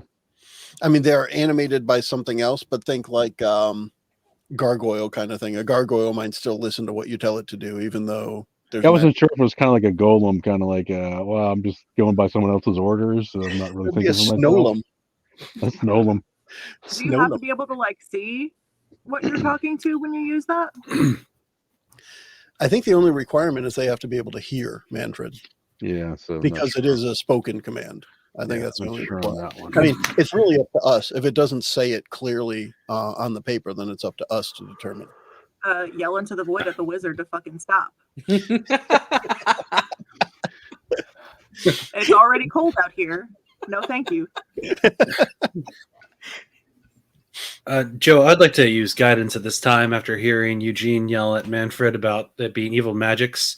So Yeah, sure. I'd like to cast guidance to have my deity lead me towards the direction of the person that casts this spell, if she So can. guidance will lead you based on what? Based on something you ask your deity? The symbol of your deity appears before you and gestures towards the direction or course of action your deity would have you take, then disappears. The message is through gesture only, so your communication through this spell is severely limited. Okay. So she would either just kind of appear and just kind of like point me in a direction, or Go for it. yeah. So you All right. go ahead and Cast cast the- the spell and then tell me what it is you are asking. Oh my god. Oof. I mentioned Oh how my. difficult it is to fail. You guys This are is- managing it nonetheless. I roll a terrible roll. That'd be a 4. So nothing happens. So, well, at this point, what's going to happen is you're going to lose the ability to cast that spell till the next time you commune. So, guidance is lost for now. She's annoyed. Yeah. Isn't it Guess I'll obvious? start communing right now. Asking you questions. you get this Not feedback where they in your head. are. You get this feedback in your head. Everything's white. How the hell do I know? Even if I did point it out to you, you couldn't find it. But not really. I don't think Bartholomew the Pure or whatever her name is. Bethany. Bethany. Yeah. Bethany. Pure as the driven snow. And here's what I Bartholomew, was thinking. or- As one of our regular stupid comments, when you were talking about the symbol of your deity, all I could think was, what is it, like a condom for Bethany the Pure? Oh God. God. Wow. Horrid. What would it Oof. be? Because this is going to be important at some point. What is the symbol of Bethany the Pure? The symbol, I thought that's all planned out, but I'm just going to That's reread all it. right. It's Well, a symbol of your just deity if you want, appears just before think you. about So, it, because if you get to use that spell again, we'll want to know what it is we see. That's all. So, Elias attempted to solicit let me go help to my from character his deity, and it did not happen. What else y'all doing? These things are shuffling, is probably the best way to word it. Closer, not at any rapid pace. How far from Manfred are these things now? Really close to like arm's reach with the tip of your sword, but not quite. If you could get your foot out of the damn snow, you could reach them, but they're like staying right out of your reach. Yeah, do I need to make another defy danger roll to kind of like unstick myself, or You're currently stuck while we go around the table and see if anyone else is doing something. okay? Can I try the I am the law thing while I'm Oh stuck? yeah, or I no? mean, if nobody else is ready to speak up, go for Oh it. yeah, I'll let somebody else try to do By the something way, first. as a little Dungeon World expose thing, we're in initiative, we're in combat, but it doesn't play like D&D. We Yeah. just keep playing the same way. So just to let you guys know, this is an encounter that you're actually in the middle of now. We're going to play it this way. We don't take turns. We don't make rolls to see who goes first, who goes next. I like to play it almost like a movie. It's a lot of times when we're playing Dungeon World, I'll refer to like a camera angle, and this angle, we see this shot, and then the camera pans out, and then we see Elias over here. What's he doing? Right. Something like that. So I'll play it a lot like that. what I would encourage you to do is anytime you think your character wants to be doing something, speak up, kind of like what Chris just did. Of, can I get out of this? Can I do the I am the law? Can I whatever? Just speak up anytime you have an idea of what your character might be doing, because you'll never be out of turn. I may ask you, like I just did with Chris, to hold on to see if anyone else that hasn't done anything in a while is going to do something. But otherwise, just speak up. We're definitely going to make sure that you get to do everything that you want your character to be able to do. Yeah, I'll hold if somebody's got something. Yeah. What is the likelihood that between my adventuring gear, extra clothes, and poison equipment, I could makeshift a Molotov cocktail? Oh, I like this. Well, here's the deal. I think a Molotov cocktail would be regular adventuring gear. It's You just a pipe have- of oil. You'd have a piece of cloth and a vial of oil in your backpack. Mark off a use of adventuring gear if you've got it. You've got one. The real yeah. question is it a halfling-sized Molotov or a human? Excuse sized me. Molotov? Excuse me. Shut up. Just It's a little. It's a Molotov cocktail in a shot glass with a little cotton ball sticking out of it. Yes. Oh my God. It's like a leaving. little chocolate liqueur. No, you guys can freeze. It's fine. I got it. But it's a nip bottle. It's one of those little tiny God, soda bottles. fucking. Yeah. Mm. Do you want me to help or not? It will have exactly the same effect, but we still get to joke about how small it is. That's what Yeah. she said. Good things come in small packages. And small packages come in good things. Hey-oh! Hey. Right. What kind of party is this? It's lit. So yes, Aiden is going to work on trying to fashion one of those. Done. What are you doing with it? I would like to throw it at the, the snow fiend that is picking on Manfred to hopefully see if it will free his feet. Poof. You got the Molotov cocktail lit and you're ready to throw it. That would be a volley. He's volley good. Because you're going to take aim and throw it at an enemy that is at a range from you. What's the matter, Manfred? Are you scared? He should be. I don't like fire because I'm a scarecrow. No, just kidding. I throw things for a living. It'll be fine. I Unless thought you make were another Tin comment Man. about my height, and then whoops, Yeah. Can you get your arm out over the snow to throw? I'm in the toboggan. Oh, all right. Good. That's a 9. All right. So here's what we're going to do. On a volley, when you have a 7 to 9, you have to choose one after you also deal damage, because we're going to be dealing damage as fire and it's snow. But we're going to be reducing the amount of damage because of the roll. And the other options are like putting you in danger or taking several shots, reducing your ammo. Your Molotov cocktail doesn't have ammo. It's one thing, so we're not going to do that one. Mm-hmm. We're going to let you stay on the toboggan. What we're going to do is just reduce the amount of damage. So what we're going to do with that is your character has a damage die on your sheet. Then it should be at the top of your sheet. Yes. You're going to roll that damage. I don't know what it is for a thief. I think it's a D8. All right. So we're going to do a D8, and then we're also separately going to roll a D6 and minus that from the D8. Okay. So D8. I got a 7. So you got 7 there, and then you can just roll a D6 if you click. There you go. Got You got it. 1. Awesome. All right. So That's you're going to what- reduce it by 1 Nice. because of that 7 to 9 roll, the partial success on the volley. Will reduce the damage by 1, but you're still going to do 6. Now, where you toss that, right where it's not going to affect Manfred, and you hit the snow fiends pretty much at their base, the fire spreads, melts a bunch of snow quickly, and then kind of gets fizzled out. We're talking about, say 10 seconds or so. Excuse me, here. And those things, the snow fiends, the one that's in the center kind of just collapses, and the other two disperse. They just fly off. Well, fly is the wrong word. They move very quickly across the surface of the snow, and They roll out. Yeah, roll out. Is Manfred able to move his feet now? As soon as that heat hit, it started loosening where Manfred's feet are. So it appears that the heat did it, not the act of hitting the snow fiend. Okay. And y'all need to excuse me for just a second. I'll be right back, but talk amongst yourselves. How are you doing, Manfred? Pretty good now, thank you. Okay, what's the breakdown? Aiden's obviously a halfling. I'm human. Eugene, Elias. What do you guys? Elias is a human. I believe I just made him human. Yes, Okay, I human. wasn't sure. I couldn't remember everybody's deal. 3 humans and a halfling. I love that show. 3 and a half halflings. 3.5 humans. Is that like 1.5 peoples? I don't know.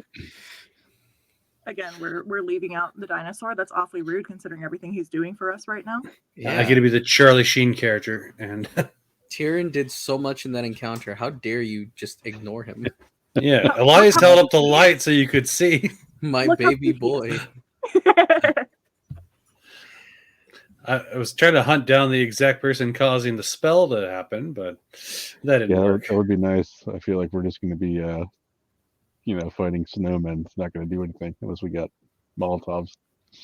all Well, night. fighting the snowman could have merit in and of itself. If it takes an expenditure of energy for each snowman, then we can slowly whittle away their energies.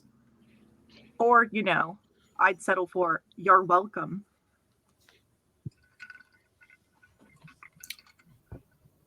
You're welcome. Oh my gosh. I'd say you're not even here, but you are. Motherfuck. I'm confused. Should I be cutting down trees, or should I just be holding this light for you guys? I really don't know what to do here. We definitely need to be cutting down trees. I have a warhammer. That seems weird. So I mean, how good's your strength? +1.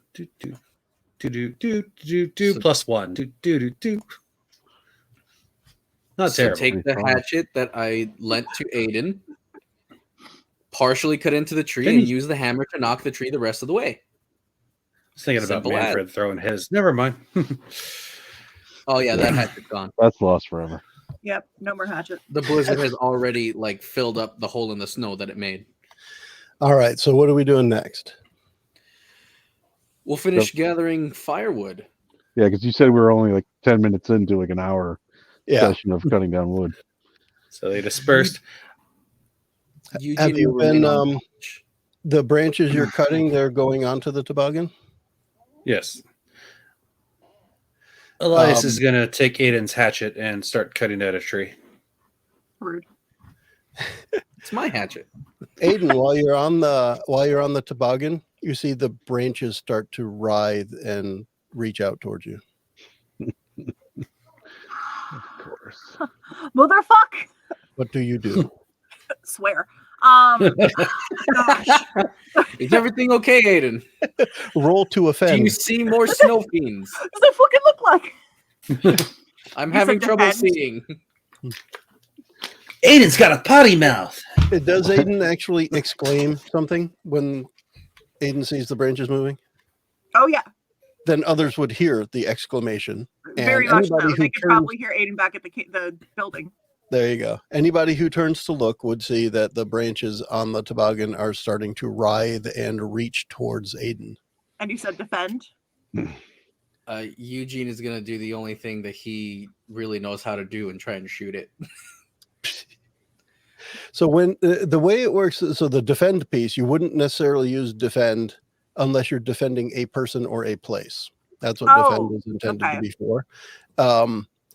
It would be if the vines are coming towards you, this is where you would probably choose to move out of the way, defy danger, that kind of thing. Or you might choose to immediately, grab your weapon and hack at the branches, in which case we'd go straight to a hack and slash kind of thing. Okay. I mean, you may choose whatever you want. Those are the two things I would think are would be the most common. Okay.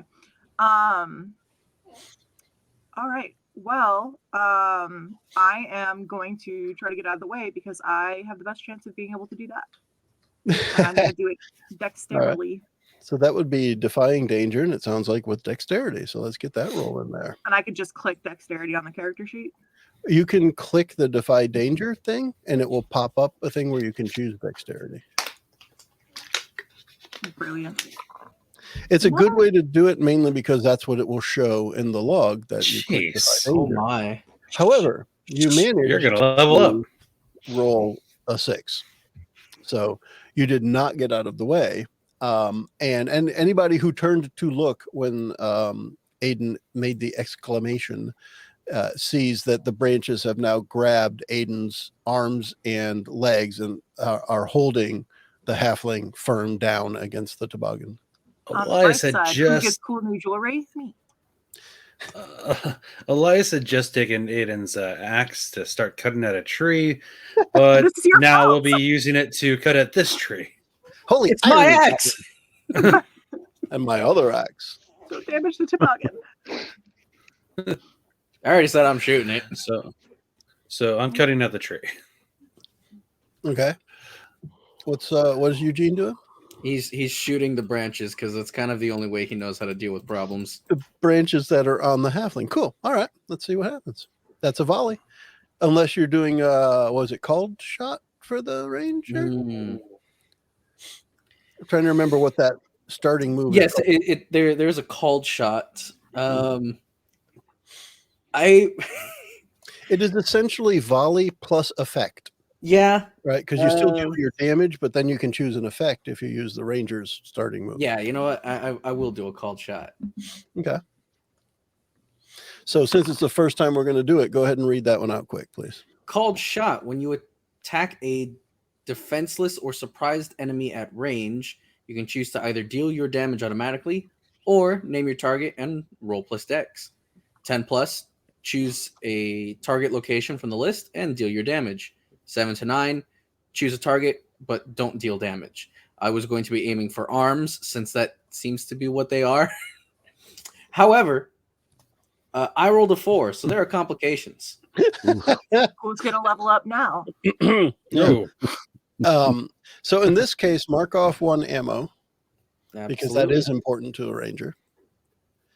But you're going to mark off 1 ammo, and that arrow you shot is going to cut one of the ropes holding the toboggan to Tyrion.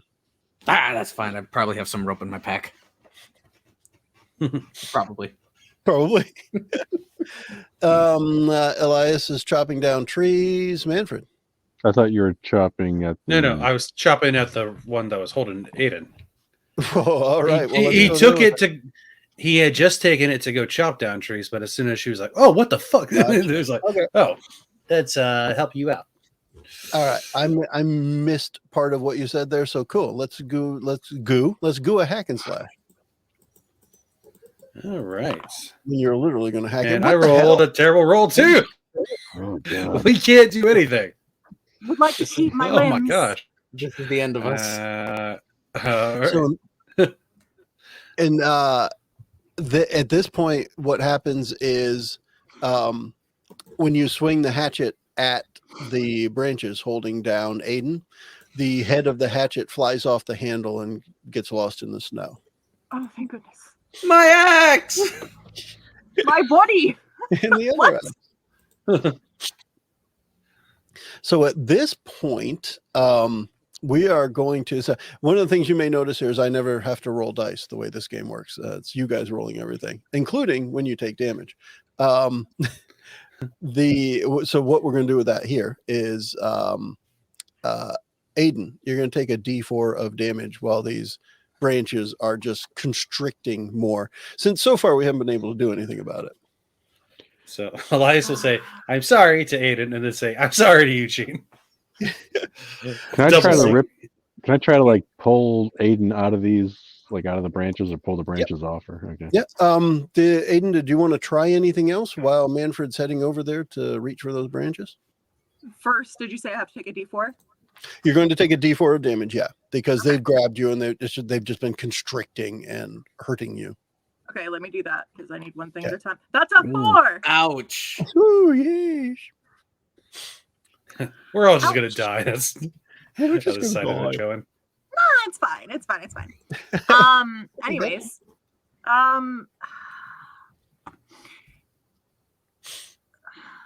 you said that like all of the limbs are like I am not able to like grab one of my 10,000 daggers.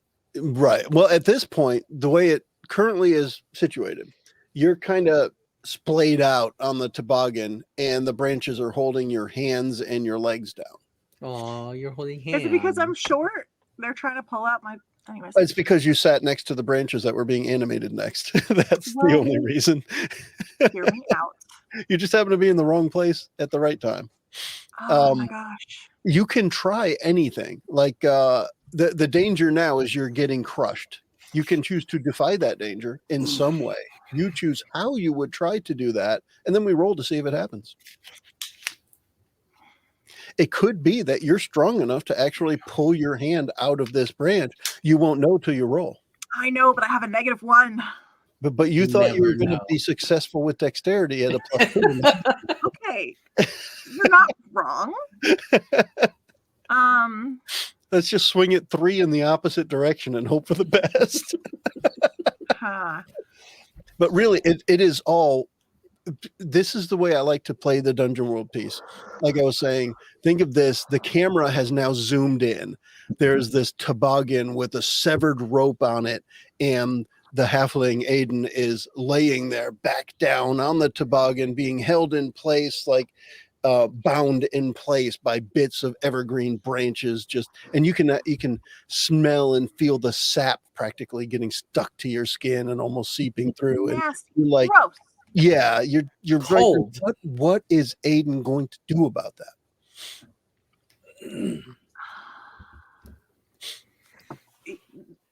Trying to power through is the only way I could see working, because normally I would want to try and like slip out or get out of the way, but just from what you're describing, it's pretty sturdy, and it seems like it's more of a strength thing. Well, you also think out of the obvious of the stuff that's written there, and and I'm just going to say this because it's something that could happen, maybe not to a tree, but maybe you can move your hand enough to tickle a spot of it to where it lets you go enough that you can pull your hand out, and that would be all dexterity to me, right? It's like think outside of I can't get out of its way. Don't worry about that, because that's just one of the things that could happen dexterity wise. Ideally, I would like to see if there is a way that I can either distract it or just with flexibility, just like kind of slip out, like even just a hand to grab a dagger. Okay. So you're going to, as much as possible, try and slip a hand out.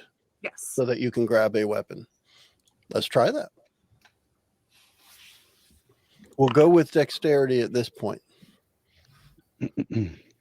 I'm going to switch my screen. I shouldn't have looked. What is this with another 6? You're about to level up, bro. So anyway, That's another failure. It doesn't happen. Your hand is firmly held in place. Firmly grasp it. After Manfred tries to... all right. Manfred, you were headed over there while Aiden was trying to get out. Yep. You're there. I am going to I just want to like rip. I'm just basically just trying to rip the branches off, like her. I don't know if it's like wrists or whatever. You're going to Manfred handle it? Yep. Yeah, exactly. Nice. Manfred handle it. So to me, the danger is, at this point, it's a danger still that Aiden is still trapped and is getting hurt. And you're going to try and get through that danger by helping out. And that's all strength. So let's go for it. Yep. You know. 7. All right. So here's what will happen. You're going to be able to help Aiden get a hand free. And Aiden, while that's happening, you will take another D4 of damage. Oh, excellent. Excellent. Ouchies. And just as a note, I believe everybody here has started somewhere in the range of like 20 hit points. Yeah. So taking 4 and 2 is substantial, but it's still not half your hit points yet, most likely. All right. So it can add up quick. So I don't want to minimize it, but I also want to make sure you know it's not like level 1 insta death kind of thing, because like that way tougher than that. So that Elias that freed a hand for Aiden. While that's happening, what's Eugene up to? Eugene's actually going to take some time to look around and see if any more of those snow fiends have come around, because we all are kind of focused on this, and that's dangerous. Yeah, you realize as you look around, you are surrounded by these, probably somewhere in the range of 15 to 20 of them. Ah, cool. Target rich environment. Yeah, I'm taking shots. there you go. I will point out, aside from the snowballs, the snow fiends hadn't actually done anything else yet, except maybe intimidation. But just so you know, they hadn't dealt damage. The animated branches did, though. But just letting you know that it looks like The branches look like their arms. I'm pretty sure they'd choke us out if they had the chance. Let's do another discern realities here to see if I can give you some more information here, because it's That's what obvious that you got surrounded. But as you study this a little bit, like you said, you're going to look around and see what's going on. Let's do another discern realities, please, for Eugene. But I was What? Well, Huh? I was trying to see if I could get Tyrion to help, but no, he is trained to fight humanoids and to fight monsters. So I'm on my own here. Yeah, when it comes to figuring that out. Yeah. All right. Discern realities. I got an 11. Look at that, a whole success. So essentially, it Nice. says you can ask 3 questions from the list. You can ask more than that. But here, I'm going to use one of them up for you, because I'm going to tell you the thing that I was going to say, but I wanted to make sure your character would figure it out. All right. It looks like, well, you can tell. Let me put it this way. You can tell clearly that the snow fiends seem to be there to keep you in place. They're like a wall to not let you past them. Okay. Now you have 2 other things you can ask from there. I wanted to make sure you knew that that's what they appear to be there for.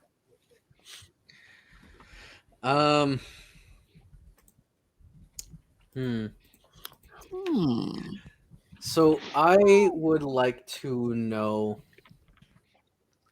how capable these snow fiends are of harming us. They could damage you, but it appears that the damage would be like snowball damage, if you will. If you get hit with enough snowballs in the face, yeah, it hurts. Okay. But they I don't know. I don't. mean, my limbs don't feel great. Yeah, they appear that the snow fiends are more of a an obstacle than an enemy, if you will. Okay. An obstacle. My Obstinate. final question would be: is there a noticeable weak point in their little circle? A smaller snow fiend, a wider gap between them?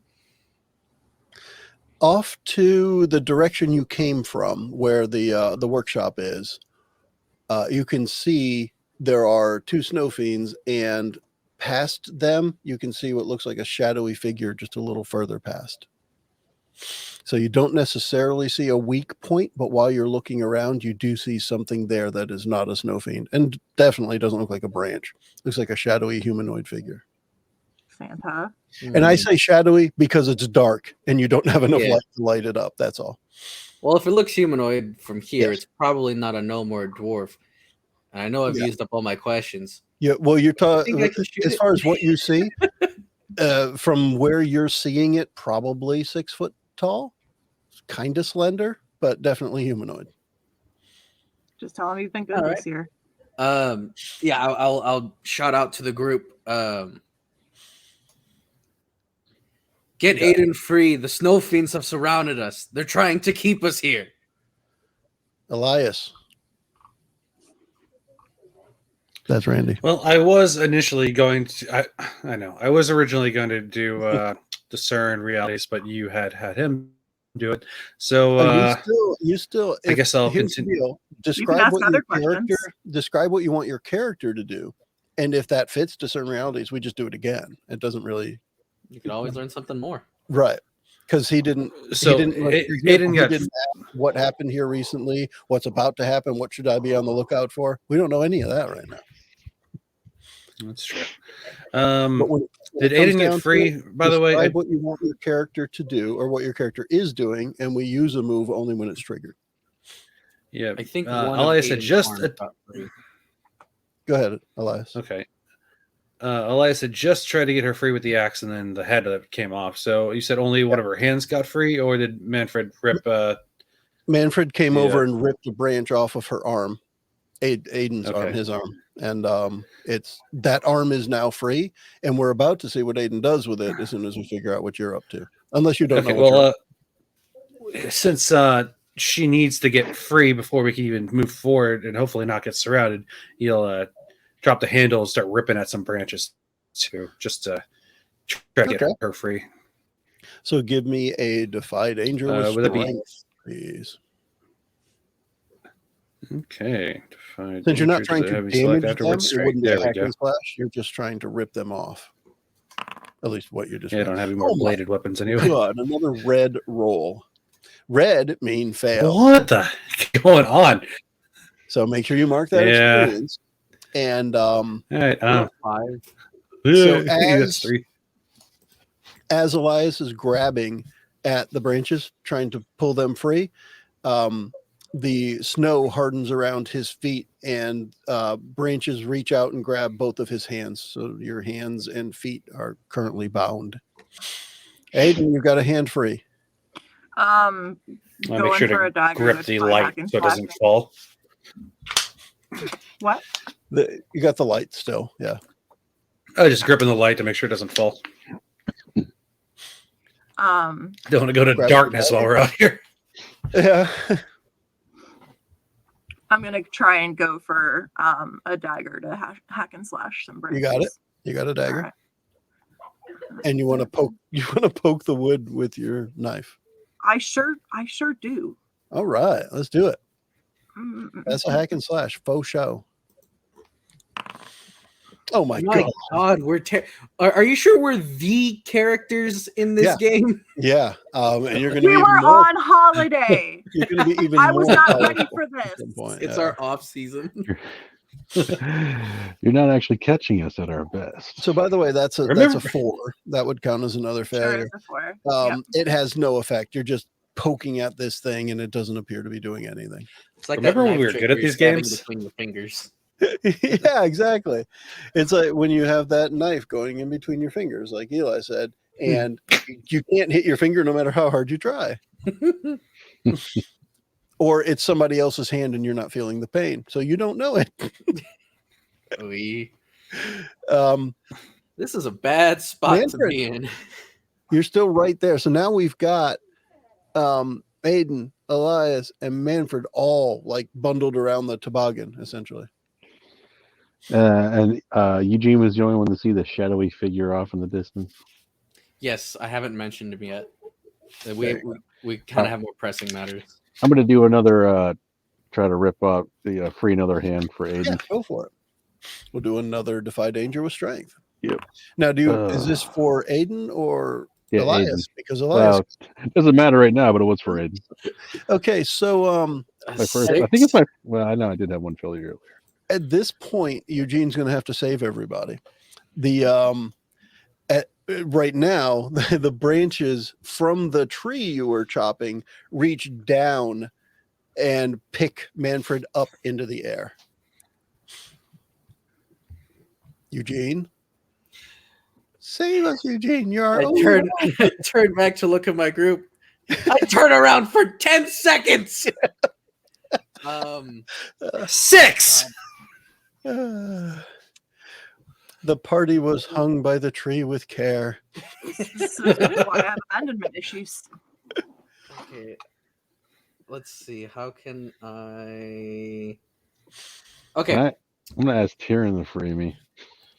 Yeah. I. As much as I would love to get the 2 bound people free, the guy that's up in the air is in the worst spot, so I'm gonna focus for him. I want to try and damage the base of the branch so that way Manfred's weight does the rest of the work. And I want Tyrion to assist by grabbing Manfred's boot and just pulling. See, I'm gonna be using my bow to like damage the branch, but I'm commanding Tyrion to aid me with Okay. attacking with this volley. So you're going to try and hurt the branch essentially to let him Yeah. go. Okay. Let's go for it. Sounds like a volley, and we'll add, I think based on what you just described, we'll be adding the ferocity of Yes, it adds to my damage. of Tyrion to the damage. Yep. Okay. Let's go for it. Here we go. Volley. Partial success with an 8. Woo! Yay. All right. So I'm going to have you roll the damage while you think, unless you already know which one of those 3 things you want to choose for the partial success. I know I'm playing right into the bad guy's hand, but I want to have to move to get the shot, putting me myself in danger. This should be fun. Sure, why not? So go ahead and roll your damage. I think you get a D8 and add the 5 plus Tyrion's ferocity, which is 3 for a total of 8 damage to Okay. branch.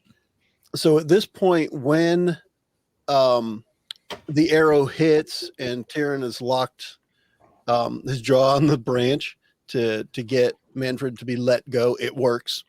The branch actually snaps under the extra weight, and so like you hit it with your arrow, and then with Tyrion and the weight of Manfred there, it all just kind of snaps at the point where you hit it so expertly. So the branch lets him go, falls to the ground, and you feel, Eugene, you had to move, and you realize after you made that move that you moved with your back to that shadowy figure, and you can feel your back start to freeze, like there's ice forming on it. Ah, ice switch. Ooh, ice switch. You didn't want to fight the sandwich. Eugene does like exclaim in pain after taking the shot. Okay. So Does anyone notice so- anyone notice a shadowy figure besides Eugene? No, but I did just call out an ice switch. Yeah, that's why I asked. well, here's the deal. Anybody who turns to look would see it. The thing is, nobody has had that need yet. Now there's a chance that you could turn and look. I would say the only person that probably couldn't would be Aiden, still being pinned down, kind of like laying on the toboggan, probably not being able to see over the snow. And for that matter, Elias is right there stuck as well. So yeah, Manfred, you would see the, as has been named, Ice Witch. You would see a figure, the same figure, tall, slender, definitely humanoid figure right outside of the ring of snow fiends. Elias, what are you up to? So my hands are like straight up in the air, pretty much, forward, with the branches. You were reaching forward? down to the toboggan to rip the branches out. Okay. Your feet got frozen in the snow, and your hands got grabbed by the same branches holding Aiden down. Okay. So as a cleric, I'm allowed to take another class's spell, and I had chosen Magic Missile for that spell. Okay. So I am going to angle my fingers towards the branch and fire said Magic Missile Nice. straight Let's at cast that branch. spell. All right. Cast a spell. I'm always losing that page. Where is it? There it is. Roll. It's an 8, so it happens, but I get something happening to me. You have to choose one of the other things there too, which is relevant that you choose it before I tell you the effect. So if you would please pick your downsides, if you will, the cost you want to pay for that success, because the spell's going to work. The spell's going to be cast as well. Guess I'll just do unwanted attention. Unwelcome attention. Sorry. Okay. And then do you want me to go roll the damage, or since it's a branch? Yeah. You go ahead and roll the damage.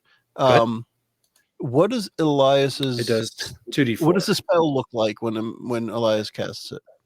That's so much better than asking what Elias's magic missile looks like.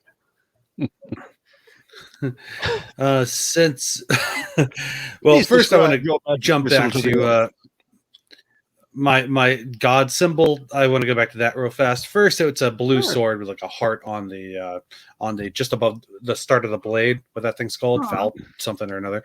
So it's going to be blue kind of magic missiles that kind of shoot out, just like a water droplet kind of shaped.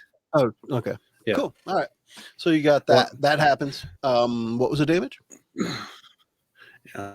I all my spells are just in name, so I'll have to roll 2d4 probably naturally because it doesn't have anything in magic missile. So Yep.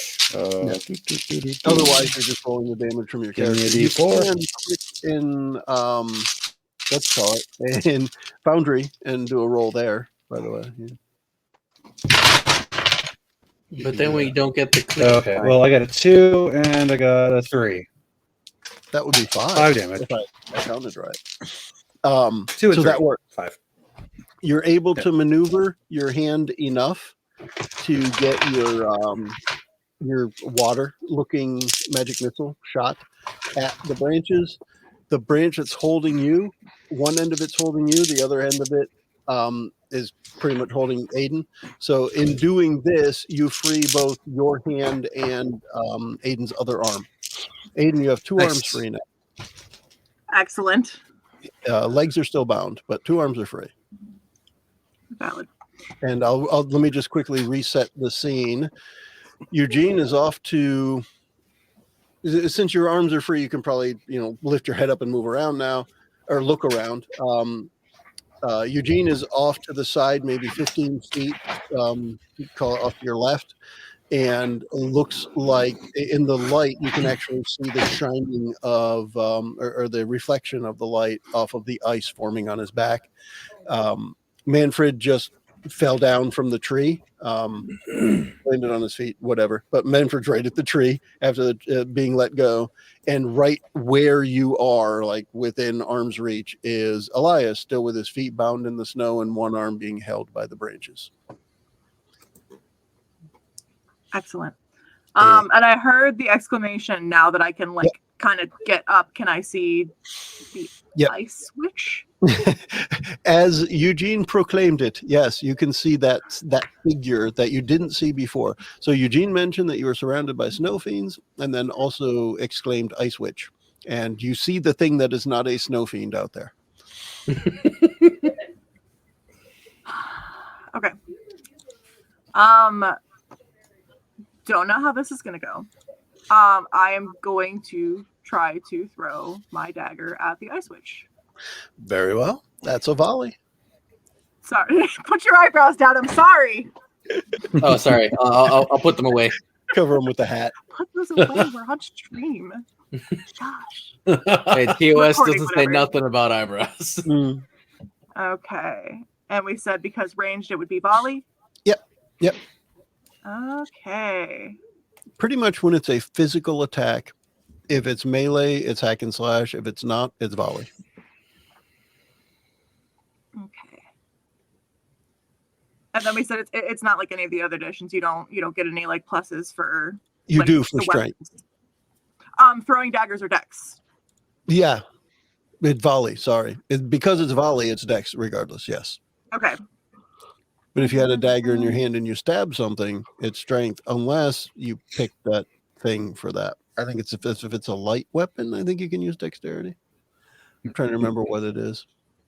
Like in D&D, finesse. It's that, but it's a different name here. But anyway, so go ahead and throw a dagger as a volley, and let's see what we get.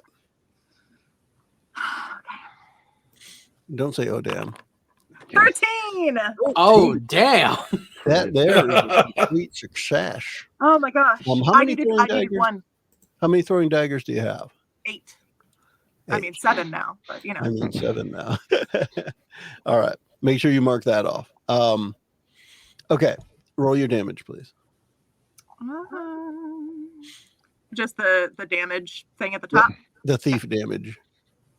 Essentially, everybody does the damage that their character class does, with the exception of spells. Spells are probably the only spot you go to do different damage. Gotcha. That is a 4. Okay. When you hit with that, when the dagger hits, you hear, Eugene, you being the closest, you actually hear a hissing, almost like if you were like insta boiling ice, like if you dropped ice in a hot pan kind of thing, where it just goes like, tss, you hear that when the dagger hits and the ice on your back like vanishes. Does it affect any of the like branches, snow Thank fiends, you, anything? Aiden. Nah, not at this time, at least not with that hit. How about that? Thanks. Yes. Anybody have a thought of what they want to do next? I want Yeah. to shoot Ice Switch. When it comes to spells, what are you limited to when it comes to casting? Like, Cast till you can't cast no more. The game works as long as you're successful, you'll never run out of spells or arrows or throwing daggers or whatever. I guess throwing daggers is a bad example. oh, As long really? as you're successful, you won't run out of these things. It's when Well, you then- start failing that you start to run out. Well, then, as Eugene's firing an arrow, I'm putting my finger at that thing too and releasing another magic missile. Fantastic. Go for it. What about man? Another cast a spell. Yeah, I got some stuff I want to do. We'll hit Manfred up next. I figured I'd throw it out as an open thing first.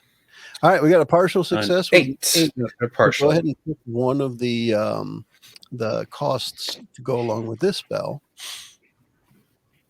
You already drew some unwelcome. I'm going to take the unwelcome. Oh, I can't do it again? Time.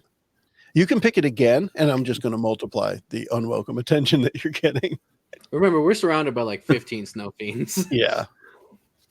You're just gonna get hit with like 8 snowballs. And you at got once. trees that are just grabbing you at random. I guess I'll just take the -1 on casting spells until the next time I commune with my deity. Okay. So that's the one thing to remember when it comes So to mark casting that. another spell. Yep. All right, go ahead and roll your damage, and let's see what happens to El Huicho del Iso.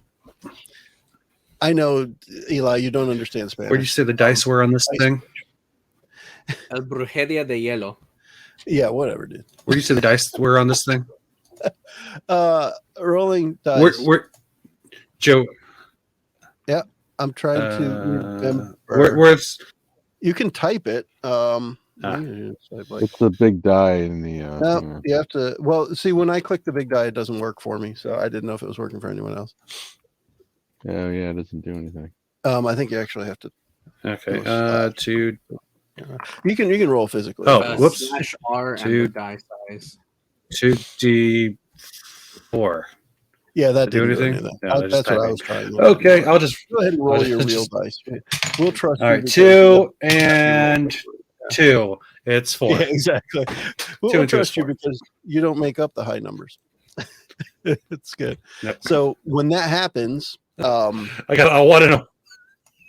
as soon as that hits, Eugene, you hear more of that like sizzling sound.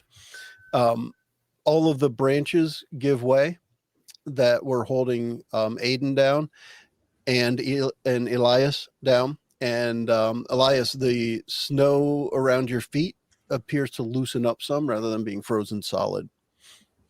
Nice. Manfred, How far away is the shadowy figure?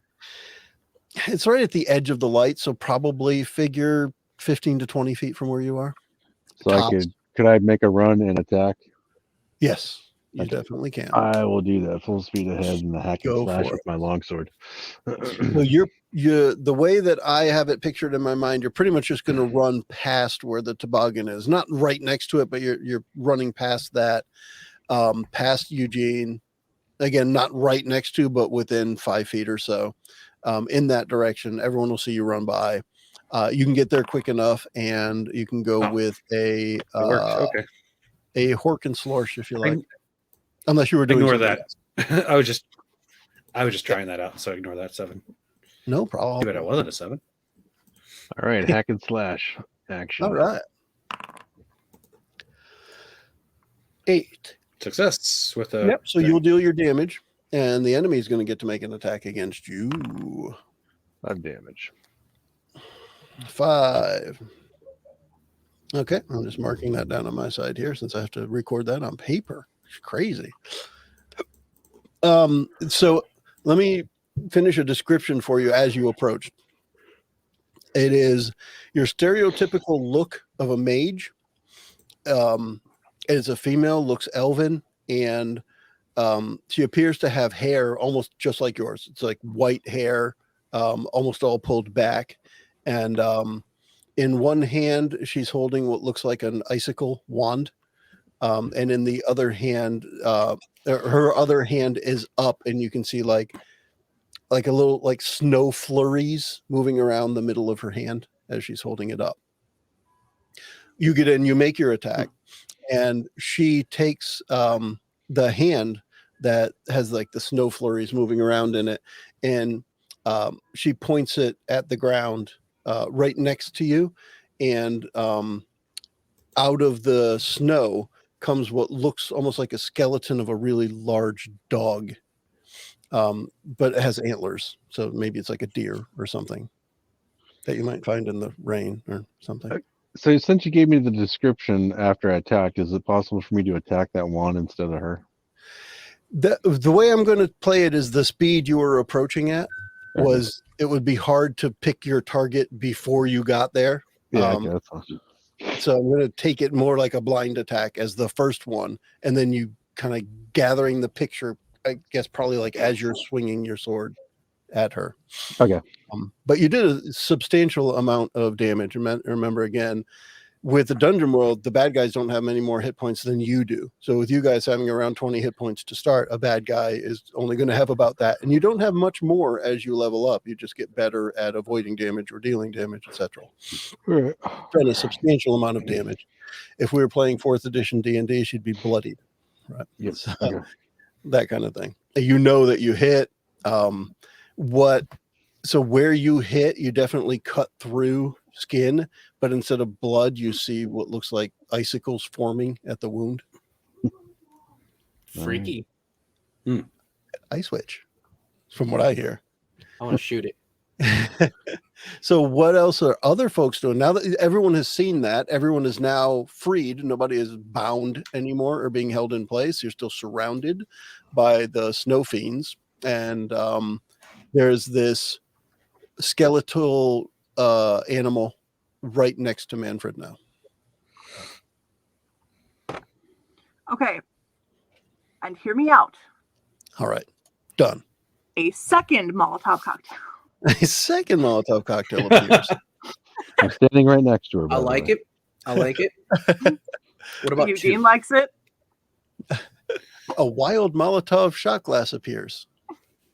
Why is it a shot glass? Burn it up. Burn it up. So yeah, I mean, if you've still got adventuring gear, you've still got more. So go for it. And fireballs to shut.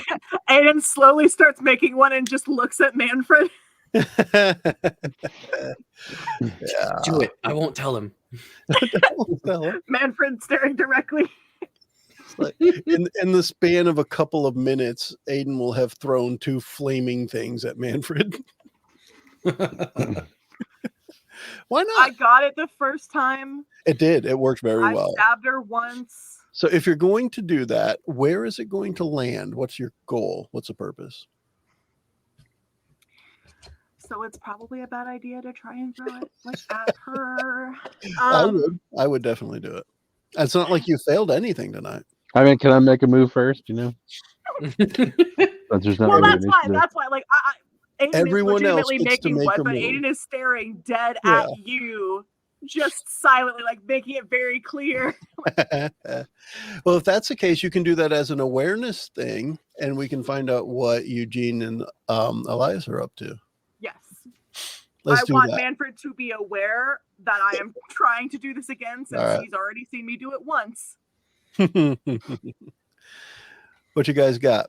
Eugene, Elias, you're both within 10 feet of what just happened, ish. Are my feet free now, or are they just kind of in some free slightly enough. stiff snow? Free enough. I mean, a lot of it will depend on what you roll. Like if you roll something that has a cost, you will probably trip because your feet weren't completely free. Elias is itching for the Warhammer, but sees Aiden's plan, so releases another Molotov. Magic missile. Magic Molotov missile. Right. Yeah. All right. Magic now, remember, Molotov. you do have a -1 to casting the spell now. I do. I clicked on it, so I don't know if it's going to apply it. It's +1 minus. I don't know. It's still a 6. Yeah, no matter how we look at it, it's a 6. And if you had to minus 1, it'd be a 5. Yeah. So let's say that was not successful. So Magic Missile is going to leave your memory at this time. Oh, it's gone for now. Okay, so my hand goes. The Magic Missile doesn't quite get there. What's Eugene up to? He's muted.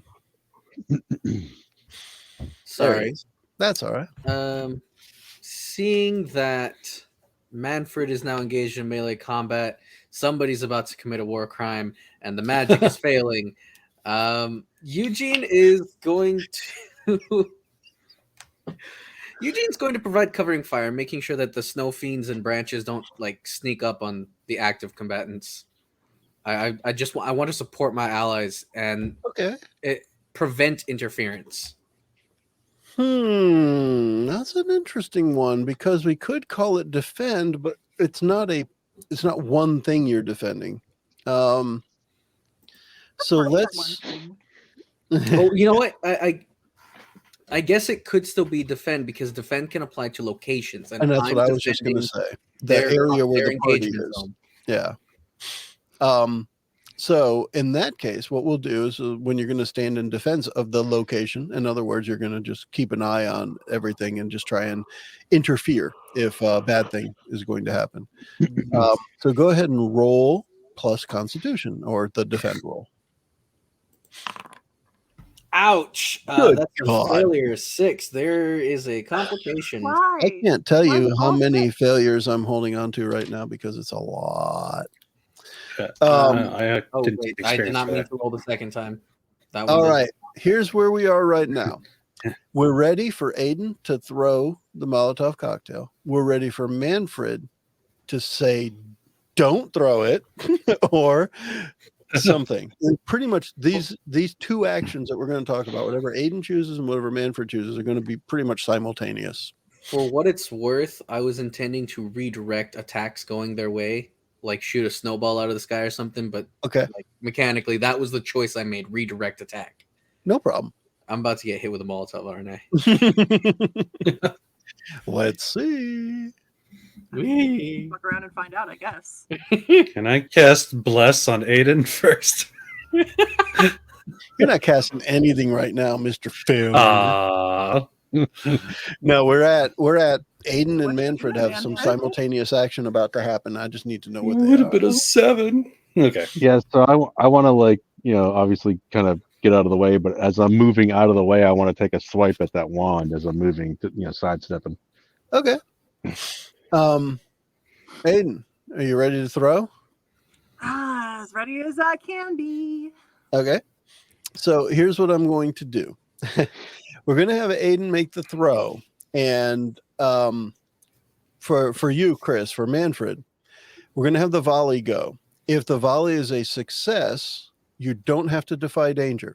If it is anything less than a success, you'll have to defy danger as you step out of the way and make your attack. So we're going to start with the roll from Aster. Go ahead with your volley and the Molotov cocktail at the ice witch. All right, Chris, close your eyes. We probably don't want to close your eyes. Oh my god! Ooh, that's a 4. Go ahead, Manfred. Defy some danger. What are you going to do about the Molotov cocktail that's coming at your head?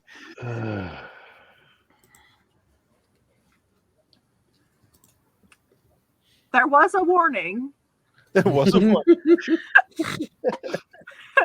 It probably would have been better if you hadn't had a warning, right? I mean, just throw it. A better roll. Chris vanished. He's gone. And I'm trying to think. He burned up. I kind of just want to throw the ice switch into it, Defy danger, take cover. Let me tell you what I thought you were going to say, is I thought you were going to do it with Constitution, let it hit you and just grab onto the ice switch. And like let her burn with me, but I didn't want to do that. I kind of wanted to push her into it, That's smart. So here's what I'm thinking. If you are going to try And so you're going to see that it's coming towards you. You're going to try and grab the ice witch and put her in front of it. Yeah, basically I'm blocking. To me, that's either going to be dexterity or intelligence. I'm thinking you're going to move fast or you're thinking fast, because this is split second stuff. You've got the strength to do it as far as I'm concerned. So I'm not looking at strength for this one. This is something that, Yeah, I guess it's quick thinking. yeah. So let's do it. Plus intelligence. Defy danger with intelligence. Oh god. Jesus. I don't have any bonuses for no minuses, but no bonuses. 5. All right. You know what? We've been going a while. You guys are failing everything. Christmas is ruined. we died. Mountain of snow just smashes all over. Should have just taken the swipe at her, just attack anyway. Oh, that's crazy. We man. should have just not taken the job. We should have said nope. Weather's not having it. As soon as the guide left, we're leaving too. Right? That was our first clue. All right. The ice witch was the guide. You don't get her as you reach for her. She does what you saw the snow fiend do earlier. She just kind of like vanishes down into the snow, and the Molotov cocktail hits the ground right where she was, just missing her completely. The flames get close to you, and I want you to take a D4 of damage as the flames are close enough to actually hurt you a little bit. But All right, what's the thing for here? Like /R, then 1d4. yeah, what did you? /R 1d4 or the amount and then the dice size. /R space 1d4. Yeah. Yeesh. That's what I thought it was, and I just didn't type it earlier, so I failed. I failed. Let's see what we got for that damage there. 2 damage. Solid. And Eugene, the Yeah. ice witch pops up out of the snow right in front of you and points her icicle wand straight at your face. Oh. What do you do? Bitch, back the fuck up. I'm gonna smack her. Yeah, sorry. I will. Yeah, I. This is all very sudden. This is all happening so fast. I didn't. Oh wow! So I'm just gonna whack at him with my bow, like a reaction. Okay. Yeah, it's what I have in hand. That would be a hack and slash. A hack and slash with my stick. With your strength, you're going to hit her with a stick. Yes. A stick with a string on it.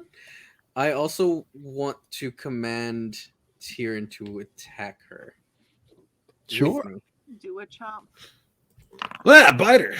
Do a Nice. heckin' chomp. Nice. Well, that looks like success to me. That's an 11. It is success. Holy crap. As an 11, so I get to deal my damage. Yeah, you do. And I can also choose to do extra damage, Mhm. but I expose myself to them. Yep. Do it. Yeah, I'm gonna do it.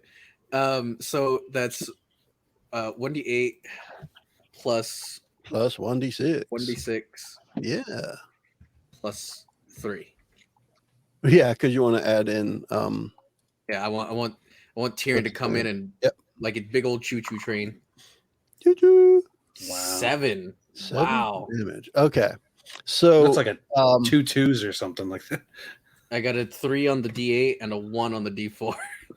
as you swing the bow, part of it hits right in her head, and she's like immediately unconscious. The other part of the bow hits the wand, and it snaps the wand in the middle, and the energy released from the wand freezes the bow solid, and the next thing it touches causes the bow to shatter into 1,000 pieces. So unfortunately, your bow just got destroyed. Ouch. Ouch. And that's me using up one of your many failures. Yay. Do I So you take got- damage from rapid onset frostbite? in my No, hands? you took Okay. no damage from that. She had Um, started to freeze you, and it was okay. interrupted. So And then as All she's falling unconscious, Tyrion just kind of like rushes through. So as she falls to the ground, all of the snow fiends that you saw kind of collapse down into the ground as well. The branches around Aiden on the toboggans stop being animated. They're unanimated, disanimated, With the anti-animated. blizzard side. They're dead, Jim. Animated. They're not mated anymore. Oh, they're all And things single. just kind of return to a normal. The blizzard slows down. The snow is barely falling. And as you're just noticing all the different things happening and the animated things kind of dying off, the shape of the ice witch just pretty much turns to snow and blends right into the ground. Damn it, you bastard! Give me back my bow! Digging into the snow where the corpse fell. I don't So know if you- there's anything else is That's left it. of her. Yeah, you guys just saved the humanitarian effort. You're able to chop enough wood to bring back for them to heat the workshop. And as the weather clears, of course, they can start to care for themselves as well. And Back the bearskin rug. I don't want to make it sound too anticlimactic because you failed a lot before you finished. Oh, yeah. Yeah. But that was the success of the adventure for the evening. Yay! You helped the non-elves get the non-presents ready for the non-holiday. Beautiful. I love Just it. because it never came up, I do want to at least tell you what I had named our ice mage. It is a mix. Her name is a mix of Santa and Claus, but it's Clonta. The beginning of Claus actually and like the end that. of Santa. Ah, Yeah, Quanta. Claunta. Planta. Yeah, and what you will learn afterwards is that Clonta is a high-level person in the organization of the Cold that has been rumored in the lands recently. So that's your little teaser for when we actually get to the game. Cool. This is part Ah. of the Cold. Dun dun. Wow, we did it, guys. Barely, but you know. You did. You did. You made it through. We did it. We successfully gathered firewood. We, In my defense, I looked cool, and that's all that counts. That Yeah. you did. I started Throwing out the strong. dagger and You then- acquired 27 firewood. yeah. Achievement unlocked. Got wood. Yeah. Yeah. That's one of the first Minecraft ones, I think. When, Yes. when you first beat up a tree with your fist. Yep. All right, so we make a crafting table. Yes, you guys are now able to Oh. craft with the gnomes and dwarves. I'm not making anything. I'm making a new bow. Good. Oh, well. Yeah, you probably want one of those. So what I'll plan on this happening like in the past of when we actually start the regular Dungeon World game. So this will be something that we can use that the characters have some information about each other when we start. So you've got a little playtime with the different characters, get a little bit of an idea of how the game system works.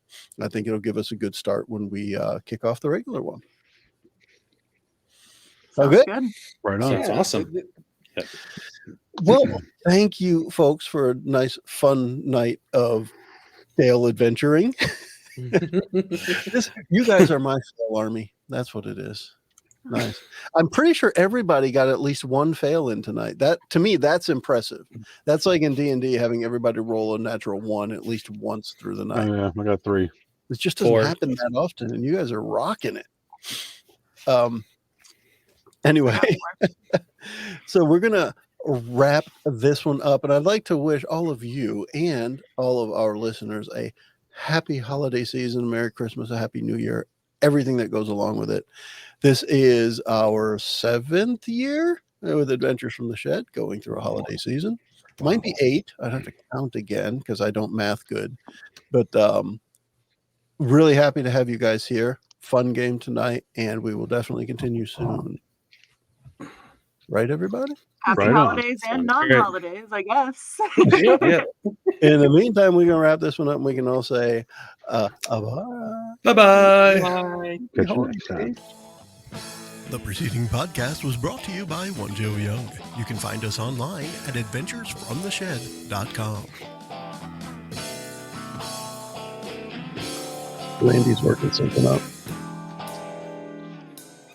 I just want to say for this holiday season, it's nice to be in your presence. Aww. Okay, thanks. Bye. Bye.